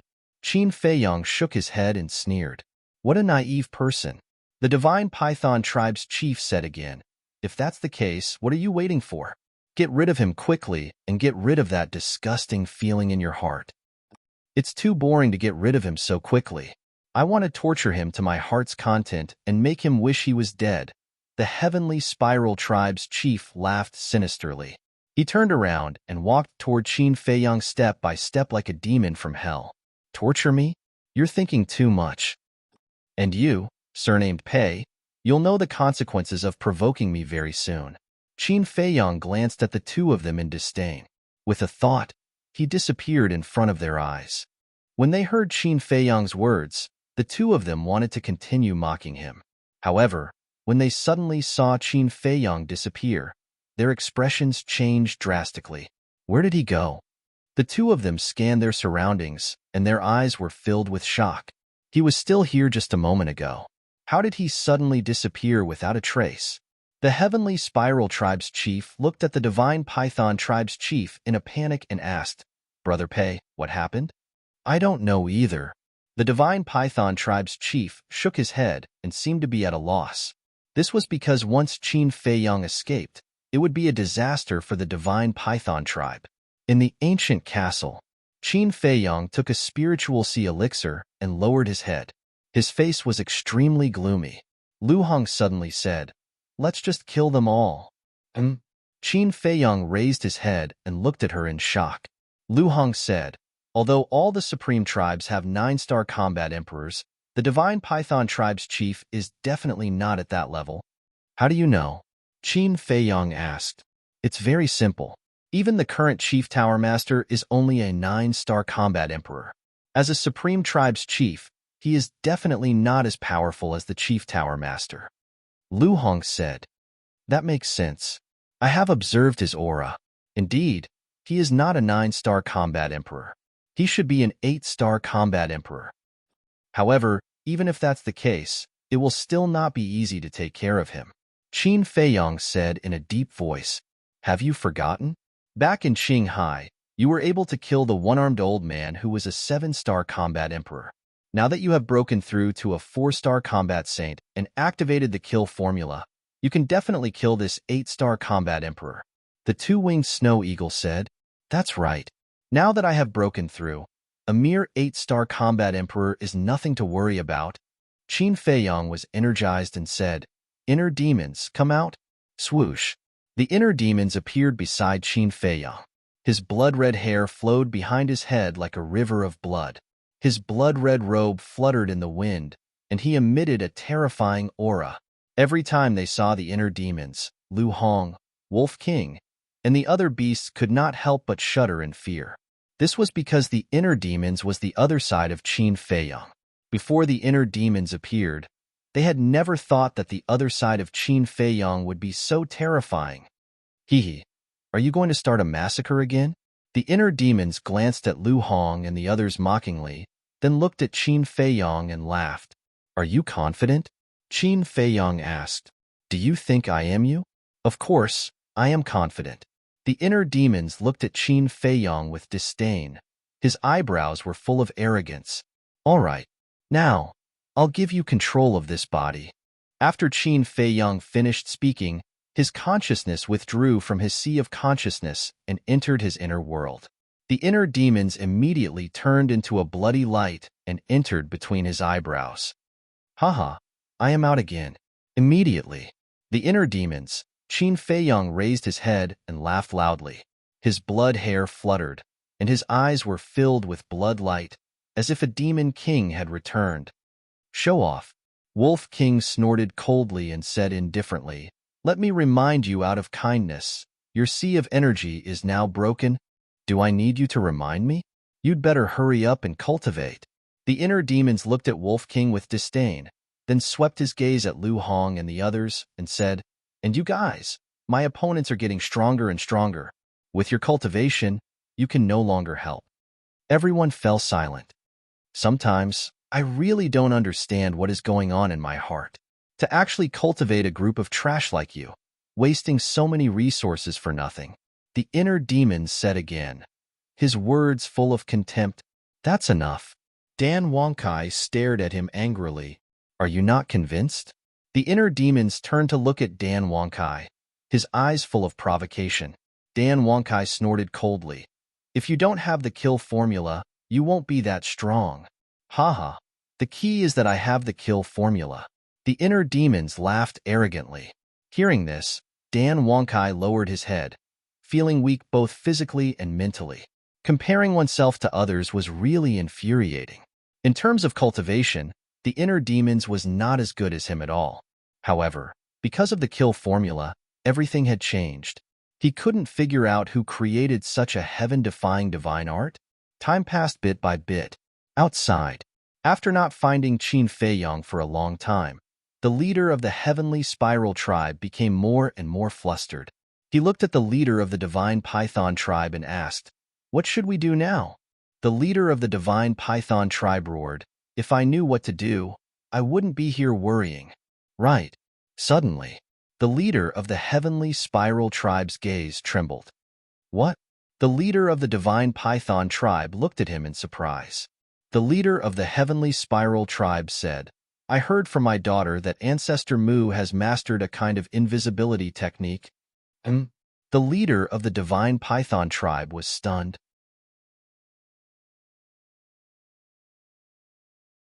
Chapter 1093.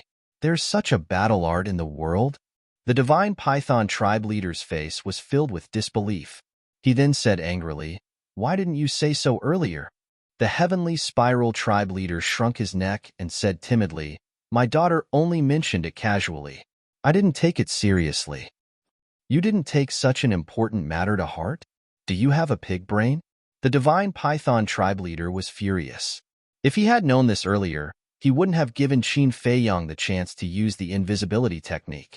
But now, Qin Feiyong must have left Black Cloud Valley after using the invisibility technique. If he told the Chief Tower Master about this, the consequences would be, at the thought of this, the Divine Python tribe leader didn't dare to think about it anymore.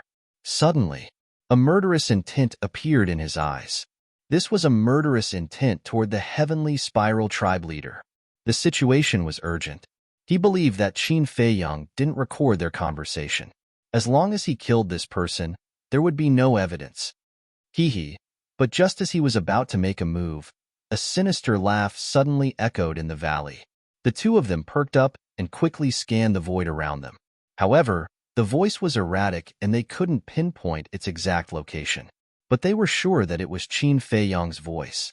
But it was different from before. This voice was filled with a terrifying hostility. The Heavenly Spiral tribe leader roared in exasperation, "Little bastard, come out and fight me fair and square if you have the guts. What kind of man are you to hide? Are you joking?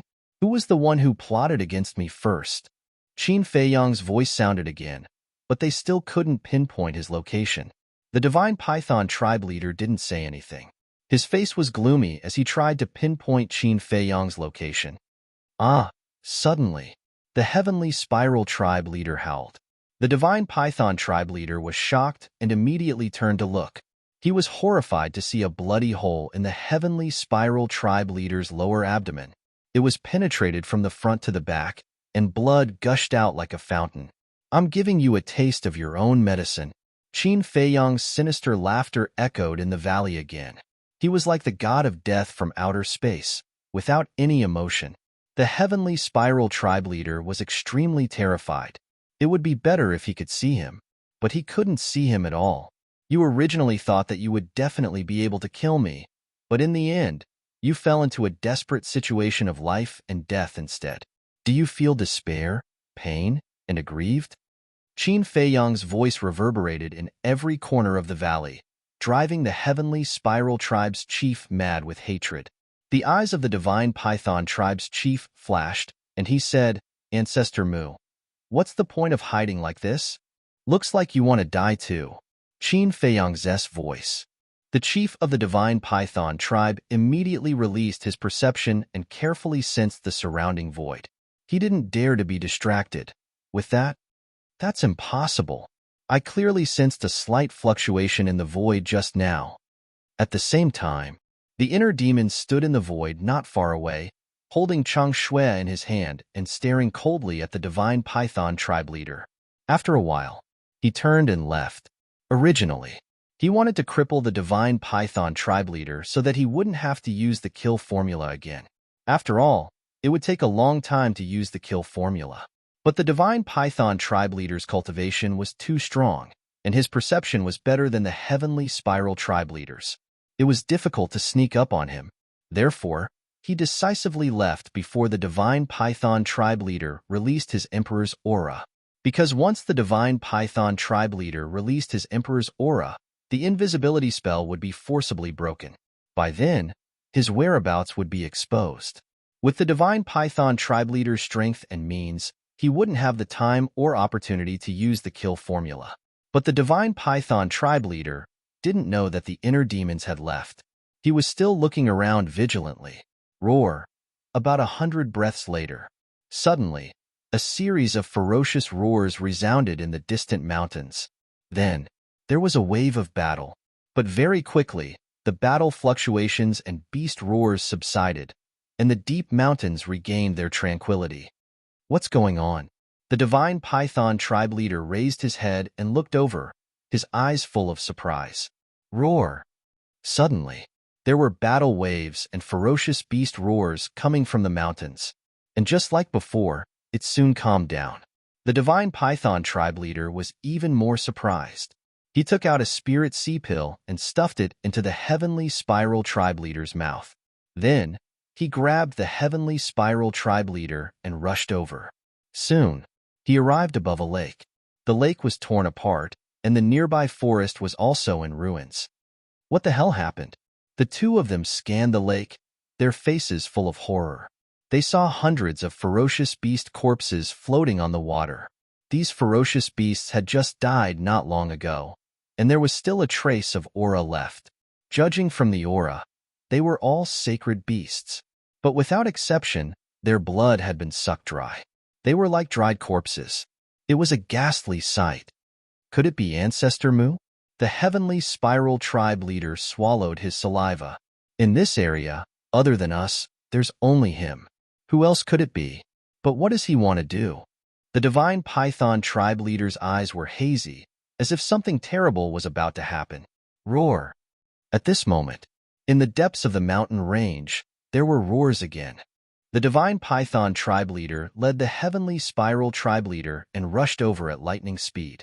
When they rushed over, they saw the same scene as the one they saw at the lake. The mountains and rivers were shattered, and the earth had sunk. Dried corpses were lying on the ground in disarray. It was like a Jurahel. The heavenly spiral tribe leader roared, "He won't do such meaningless things. He must be planning something. Find him quickly." "How can we find him when we can't even see his shadow?" The divine python tribe leader said angrily. The heavenly spiral tribe leader frowned and suddenly said, "Try using your emperor's aura. Although he can be invisible, the emperor's aura is omnipresent. It should be able to imprison him." That's right. The divine python tribe leader's eyes lit up. The emperor's aura suddenly poured out like a torrent and surged in all directions. In the distance, above a giant mountain, the inner demons sensed the emperor's aura and turned to look at the divine python tribe leader. It's indeed an 8-star combat emperor. It seems like we shouldn't stay here for long. If he continued to use the kill formula here, he would definitely be found by the divine python tribe leader sooner or later. He pondered for a while. A cold smile flashed across his eyes as he opened the teleportation gate. He ignored the two of them and walked in without looking back. Azure Sea. He once again descended on the mythical island. I'm back again. Standing in the sky above the mythical island, he chuckled and closed the concealment formula. He then openly charged into the internal sea. Time passed quietly. About 2 hours later, a giant wave soared into the sky and rushed into the sky above the mythical island. Immediately after, a blood-red figure stepped on the wave and came over. His entire body was bathed in blood, and his murderous aura soared into the sky. He was like a great demon king who had broken through the world. His eyes were filled with bloody light, as if they contained a sea of blood. That's right. He was the inner demons. His aura surged violently. He had already stepped into the 4-star combat emperor realm. It's time for me to counterattack. Are you prepared to die? He stood in the sky and scanned the surroundings with his blood-red eyes. He emitted a powerful aura. Then, he opened the portal and descended into the Black Cloud Valley. His murderous aura instantly roared in all directions.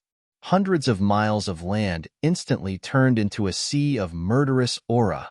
Countless ferocious beasts were awakened and crawled on the ground in fear. No one. The inner demons released his senses and carefully sensed for a while. In the end, he did not sense the aura of the two leaders of the Divine Python tribe. Could it be that they have returned to the Divine Python tribe?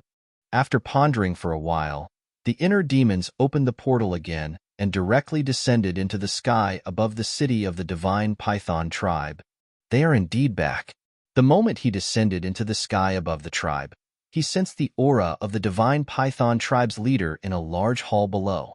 Moreover, the aura of the Heavenly Spiral tribe's leader was also somewhere below. Who is it?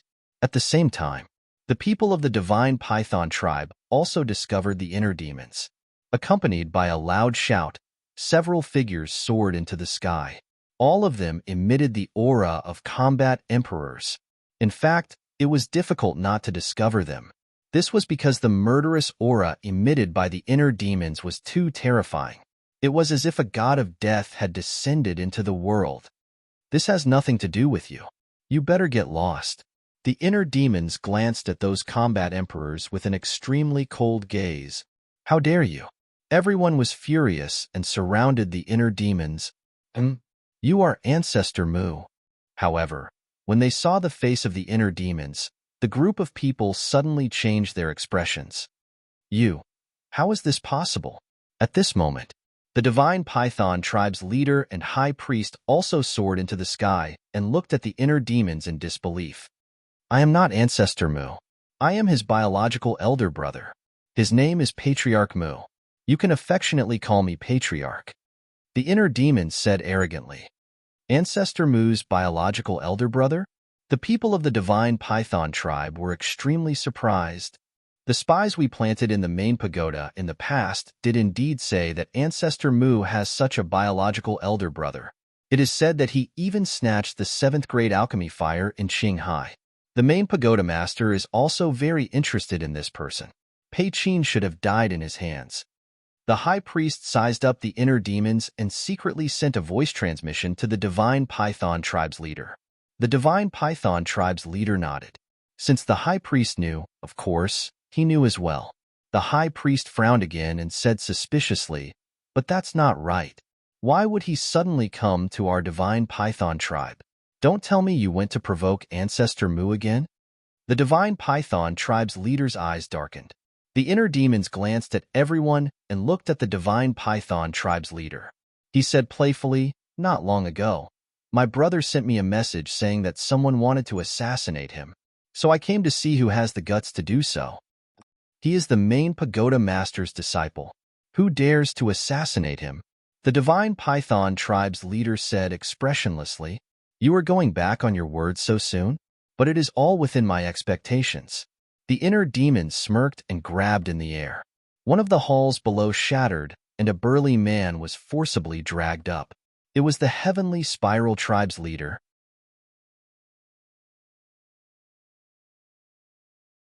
Chapter 1094. Isn't he the leader of the Heavenly Spiral tribe?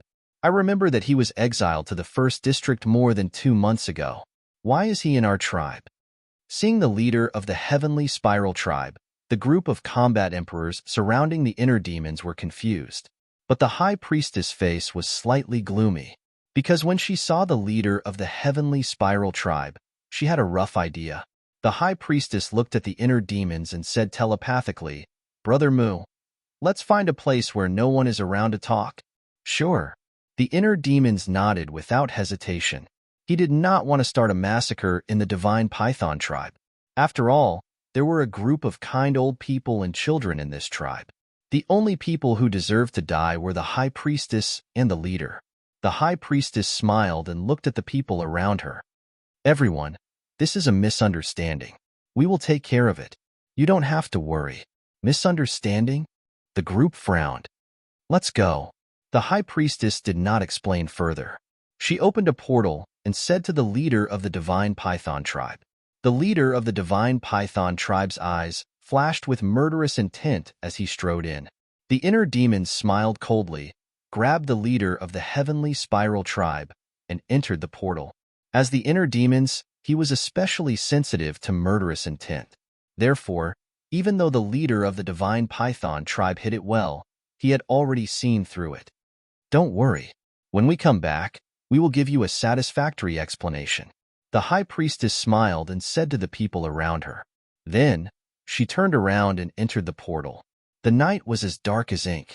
In the sky above a mountain, the leader of the divine python tribe was the first to appear. The murderous intent in his eyes was no longer concealed. The next moment, the inner demons also appeared.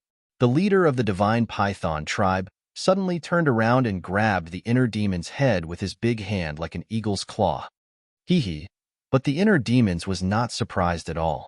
He smiled sinisterly, grabbed the leader of the heavenly spiral tribe, and retreated at lightning speed. "Want to leave? It's too late now." The leader of the divine python tribe sneered. His emperor's aura like a torrent rushed toward the inner demons. At this moment, the high priest also appeared. Seeing this, her expression changed slightly. She quickly stood in front of the godly python tribe's leader and shouted angrily, "When are you going to stop being wrong?" The chief of the divine python tribe shouted, "Do you think he will let us go?" Scram. The high priest sighed and said, "Can you stop being so stubborn? Let me talk to him." "There's nothing to talk about." The chief of the divine python tribe roared and pushed the high priest away. He looked at the inner demons and said, "As long as we capture you, your brother will walk right into our trap." Boom. After saying this, his aura completely erupted. He took a step forward and charged toward the inner demons, Qin Feiyang, with monstrous imperial might. "That good-for-nothing younger brother of mine is not as kind as you described him to be. Even if you were to kill me, I reckon that you would not even frown. However, I'm afraid you don't have the ability to kill me." The inner demons crippled the leader of the heavenly spiral tribe with a single palm strike and threw him into the castle. Then, they charged towards the leader of the divine python tribe. The leader of the heavenly spiral tribe still had some value, so he couldn't kill him. Seeing the leader of the heavenly spiral tribe disappear into thin air, a hint of doubt flashed across the high priest's eyes. "A mere 4-star combat emperor dares to challenge me? You're overestimating yourself." The leader of the divine python tribe laughed disdainfully. As he approached, his battle aura surged and he threw a punch at the inner demons. "So what if you're an 8-star combat emperor? I don't even need 10 moves to make you kneel and beg for mercy. This is the first move." The inner demons laughed arrogantly and activated the battle character art. A shocking battle intent rushed out of his body and he threw a punch. At this moment, he was like the combination of the god of war and the god of death, shocking the entire void. Boom. The two fists collided and the inner demons was immediately sent flying. The skin on his arm was lacerated, but with the protection of the battle character art, it wasn't fatal. What? When the chief of the divine python tribe saw this, his eyes widened in disbelief. One had to know. He was an 8-star combat emperor, and his opponent was only a 4-star combat emperor. There was a difference of 4 small realms between them. It could be said that he had an absolute advantage in terms of cultivation. Moreover, he had used his battle aura and all of his strength in this punch. How was it that he didn't kill this person? Could it be that he was hiding his cultivation? However, he didn't know that the battle character art not only gave Qin Feiyang half an immortal body, but it could also dissipate half of the force. In other words, the inner demons had only endured half of the force from the previous punch. The remaining half had been dissipated by the battle character art. The strength of an 8-star combat emperor is only SOSO. I'm not in the mood to play with you. Quickly show me your true strength. Otherwise, you won't have a chance. The inner demons laughed arrogantly. He stood firmly in the void and a mighty dragon's aura exuded from his body. What? Dragon's aura? The leader of the divine python tribe was shocked once again. How could a human emit dragon's aura? Why is his blood purplish gold? The high priest was surprised. The inner demons ignored him. He quickly formed a seal with his hands, and a palm-sized divine dragon seal appeared in the sky. The purplish gold dragon's aura circled around the seal. Divine light shone brightly and illuminated the night sky as if it was daytime. Be careful. The high priest's expression changed. What was that? The aura that it emitted made even her feel an inexplicable fear. It's just a bluff. What's there to be afraid of? The leader of the divine python tribe was disdainful. No matter how heaven-defying his techniques were, he was only a 4-star combat emperor. What could he do? He reached out with his hand, and his battle chi roared in the sky. A giant hand was condensed, and it covered the sky and the moon. It released a world-destroying might. Kill. Following his low roar, the giant hand shook in the void. With a deafening sound of wind and thunder, it pressed down on the divine dragon seal. A bluff? This is the second move. The inner demons grinned. The divine dragon seal expanded in the wind and became a giant divine seal in the blink of an eye. It was like a towering mountain that soared into the sky and collided with the giant hand. Rumble. Accompanied by an earth-shattering boom, the two of them exploded in the sky like fireworks, dazzling the eyes. At the same time, the two of them spat out mouthfuls of blood and retreated. Their faces were pale.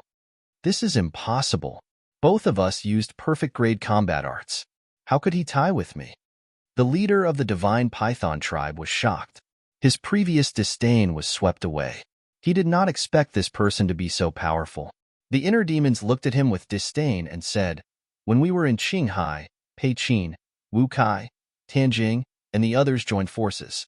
They could not defeat me, let alone you. They were killed by you." The leader of the divine python tribe's face darkened. Yes, a bunch of idiots who overestimated their abilities. They deserve to die. The inner demons sneered. An even more terrifying aura than before rushed out of his body. It was as if a god was awakening. This aura alone caused the mountains and rivers within a few hundred miles to collapse. The void distorted violently as if the end of the world had arrived. What's this? Why does it make me feel anxious? The leader of the divine python tribe was shocked. Rumble. Crack. Dark clouds surged in the sky, and strong winds blew. Streaks of purplish-gold divine light tore through the clouds and descended. A wave of boundless might roared out and shook the entire area. It was as if the god of thunder had descended. The leader of the divine python tribe and the high priest looked at the sky at the same time. Their faces were solemn. This is the third move. The inner demons grinned and waved his hand. Waves of purplish-gold dragon aura surged into the sky. Rumble. In the next moment, a divine statue appeared in the world. The divine statue held a broken sword. It was about 1,000 feet tall and had a clear outline. Its entire body emitted a purplish-gold glow. From afar, it looked like a divine king had returned, releasing a mighty divine aura. Why does this divine statue look so familiar? The high priest was extremely surprised. Are you ready? The inner demons rose into the sky and landed in front of the divine statue. His blood-red hair and clothes fluttered. He was like a king looking down at the leader of the divine python tribe. The leader of the divine python tribe was shocked. In his eyes, the inner demon's Qin Feiyang was like a god that had returned. He could not help but want to worship him. What am I thinking? I am the leader of the divine python tribe. How can I be afraid of a mere 4-star combat emperor?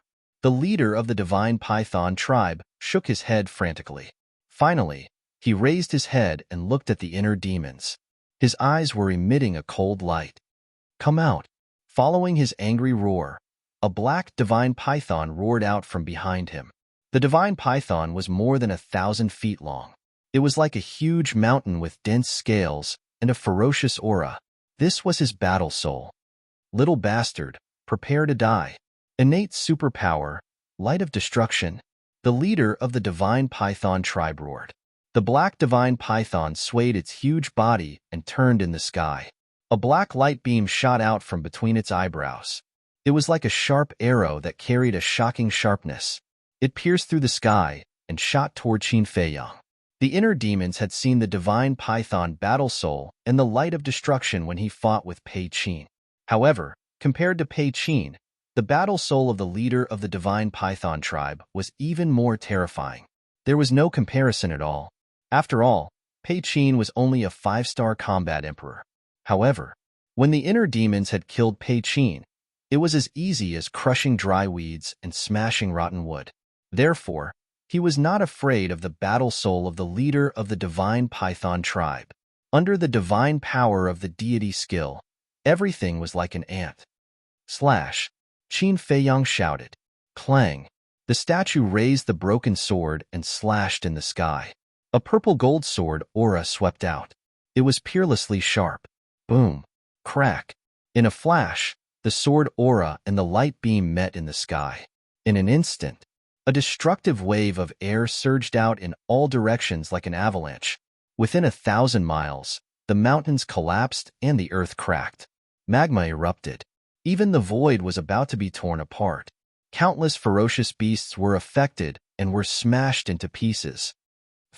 The leader of the divine python tribe spat out blood as if he had been hit hard. His face was pale. Waves of shock surged in his heart. What kind of battle art was this? How could it be comparable to his innate superpower? However, in the next moment, something that was even more unacceptable to him happened. In the sky, the sword aura and the dark light were in a stalemate. After a few breaths, the dark light suddenly dissipated. Obviously, it was no match for him. The purple gold sword aura destroyed the black python with irresistible force.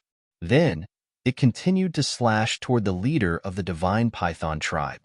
The bone-piercing sharpness made his body and mind tremble. How is this possible? My innate superpower is no match for him.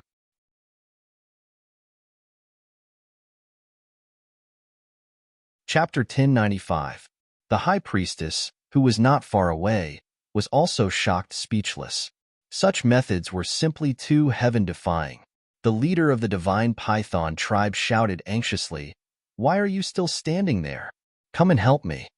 At the same time, he waved his hands and performed a perfect battle art to counter the purplish gold sword aura. Boom! However, the purplish gold sword aura was unstoppable. The battle art was instantly nullified. The leader of the divine python tribe spat out blood, and his injuries worsened. "Hurry up!" The leader of the divine python tribe shouted anxiously. The high priestess suddenly regained her senses. Since the situation had developed to this stage, it was impossible to salvage the situation. She could only make the best of it. She glanced at the purplish gold sword aura and locked her gaze on the inner demons, Qin Feiyang. Her murderous intent surged. Boom! She decisively activated her fighting soul. It was also a black divine python. However, the aura it exuded was much weaker than the leader's fighting soul. Obviously, her cultivation was not as high as the leader of the divine python tribe. Go! As she waved her hand, the black divine python bared its fangs and pounced on the inner demons, Qin Feiyang. Get lost! The inner demon shouted and used the divine dragon's roar. The sound waves roared in the sky, and the black divine python was instantly crushed by the sound waves. Ah! The high priest's face turned pale, and he let out a miserable scream as he was sent flying. Under the impact of the sound wave, shocking cracks appeared on his body, and blood flowed out like a fountain. So powerful. The leader of the divine python tribe was stunned. Although the high priestess cultivation was not as high as his, she was still a 6-star combat emperor. How could she not be able to withstand this person's attack? While he was in a daze, the purplish gold sword aura whizzed and slashed toward his head. He suddenly regained his senses and dodged to the side without hesitation. However, he was still one step too late. The sword aura slashed his shoulder, and his entire arm was immediately severed. The terrifying radiance caused his flesh and blood to splatter everywhere. Then, with a bang, he smashed into the ground below like a meteor, creating a huge crater. I originally said that I would kill you in 10 moves, but I didn't expect that you wouldn't even be able to withstand 3 moves. This is too disappointing. How dare you provoke my brother again and again with such little ability? You really don't know what's good for you. The inner demons stood proudly and looked down at the chief of the divine python tribe, who was lying at the bottom of the pit like a dead dog. Their faces were full of disdain. What kind of battle art is that? The chief of the divine python tribe roared hysterically. He didn't lose to this person, but to this person's battle art. The inner demon said, "You really want to know? Then I'll satisfy you. This is a divine art." What? The chief of the divine python tribe was dumbfounded. In the distance, the high priest was also shocked. This person actually had a deity art, and from the looks of it, he had more than one deity art. No wonder it was so ridiculously strong. A deity art was said to be a supreme killing technique created by a deity. How could a mere battle art compare to it? The high priest looked at the inner demons with fear. He rushed to the chief of the divine python tribe at lightning speed and said in a low voice, "Don't hesitate. We're no match for him. Let's go." Go? The inner demons smirked and said, "The moment you attacked, your deaths were already destined. If we want to leave, you can't stop us." The high priest looked at him coldly. He helped the chief of the divine python tribe up and turned to leave. Emperor Divine Prison. Roar. Boom. At the same time, accompanied by a loud dragon roar, an invisible mighty force surged in all directions with the inner demons, Qin Feiyang, as the center. In an instant, everything within a few hundred miles seemed to have stopped. Whether it was the ferocious beasts, the plants, the lava, or the flowing water, they all stopped moving. The high priest and the inner demons also stopped in the void. What's this? Could it be his aura? No, our cultivation is stronger than his. His aura can't imprison us. The high priest was bewildered. Do you think that's all I have? Since you two are so loving, I might as well send you both on your way. You'll have a companion when you go to hell. The inner demons looked at the two indifferently. He waved his hand, and the statue behind him moved. It was like an ancient great emperor. It held the broken sword and charged toward the high priest and the inner demons. The chief of the divine python tribe closed his eyes in pain and said, "Madam, I'm sorry. I've implicated you." Sigh. The high priest sighed deeply and said with a smile, "Don't say sorry. I'm willing to do all this. I have no regrets." Madam, the chief of the divine python tribe was full of self-blame. "Don't say anything. I'll fight for a chance for you. You must try your best to survive. Don't think about avenging me. Find a place where no one knows you and live the rest of your life peacefully." The high priest said with a smile, looking a little sad. "Madam, what are you doing?" The chief of the divine python tribe panicked. The high priest did not answer. A destructive aura rushed out of her body and broke through the restraints of the Emperor Divine Prison. Self-destruct? The inner demons raised an eyebrow and began to retreat decisively. "Madam, don't." The chief of the divine python tribe shouted anxiously. "This is all I can do. Don't let me down. Don't hesitate. Go." The high priest sent the chief of the divine python tribe flying with a palm strike. Then, with a loud roar, she charged toward the Emperor Divine statue without hesitation. "Don't!" The chief of the divine python tribe screamed in despair and sorrow. "Goodbye." The high priest looked back and smiled. Her slender body crashed into the Emperor Divine statue, and a loud bang exploded between heaven and earth. Instantly, the sky shook, the void trembled, the earth sank. The terrifying destructive power spread thousands of miles away. This scene was like the scene of the end of the world. "Madam," the chief of the divine python tribe was in tears. He looked at the inner demons, Qin Feiyang, who was standing on the other side of the void. Then, he opened the portal and walked in. The inner demons raised an eyebrow. He did not chase after him, because he could not catch up with him now. However, at this moment, a golden beam of light shot out from somewhere below and hit the portal with lightning speed. The portal shattered on the spot. The chief of the divine python tribe, who had just entered the portal, staggered and appeared again. The inner demons was surprised. The chief of the divine python tribe was also surprised. "Who is it?" The inner demons looked down, but there was not even a shadow. After the chief of the divine python tribe came to his senses, he immediately opened another portal. You still want to leave? The inner demon smiled coldly. He took out the Chang Shui and used the phantom steps. Before the portal opened, he landed behind the chief of the divine python tribe. Then, he stabbed his saber into the divine python tribe's chief's back and destroyed the chief's sea of chi on the spot. Son of a bitch, I'll kill you. The chief of the divine python tribe had lost his mind. He turned around and pounced on the inner demons. The inner demons did not care and retreated quickly, because there was no need for him to do anything now. As long as the cultivation of the chief of the divine python tribe was destroyed, he was like a fish on the chopping board, waiting to be slaughtered. In less than 3 breaths, the chief of the divine python tribe's cultivation was destroyed, and he fell down powerlessly. But he did not give up yet. He finally calmed down. He quickly took out a spirit sea elixir and a healing elixir from his chinkuan bag and was about to take them.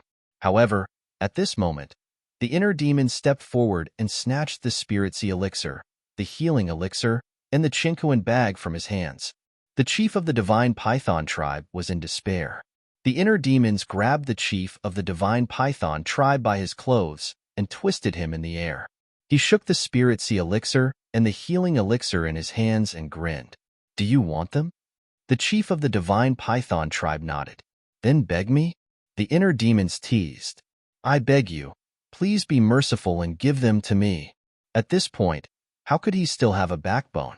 The chief of the divine python tribe begged repeatedly.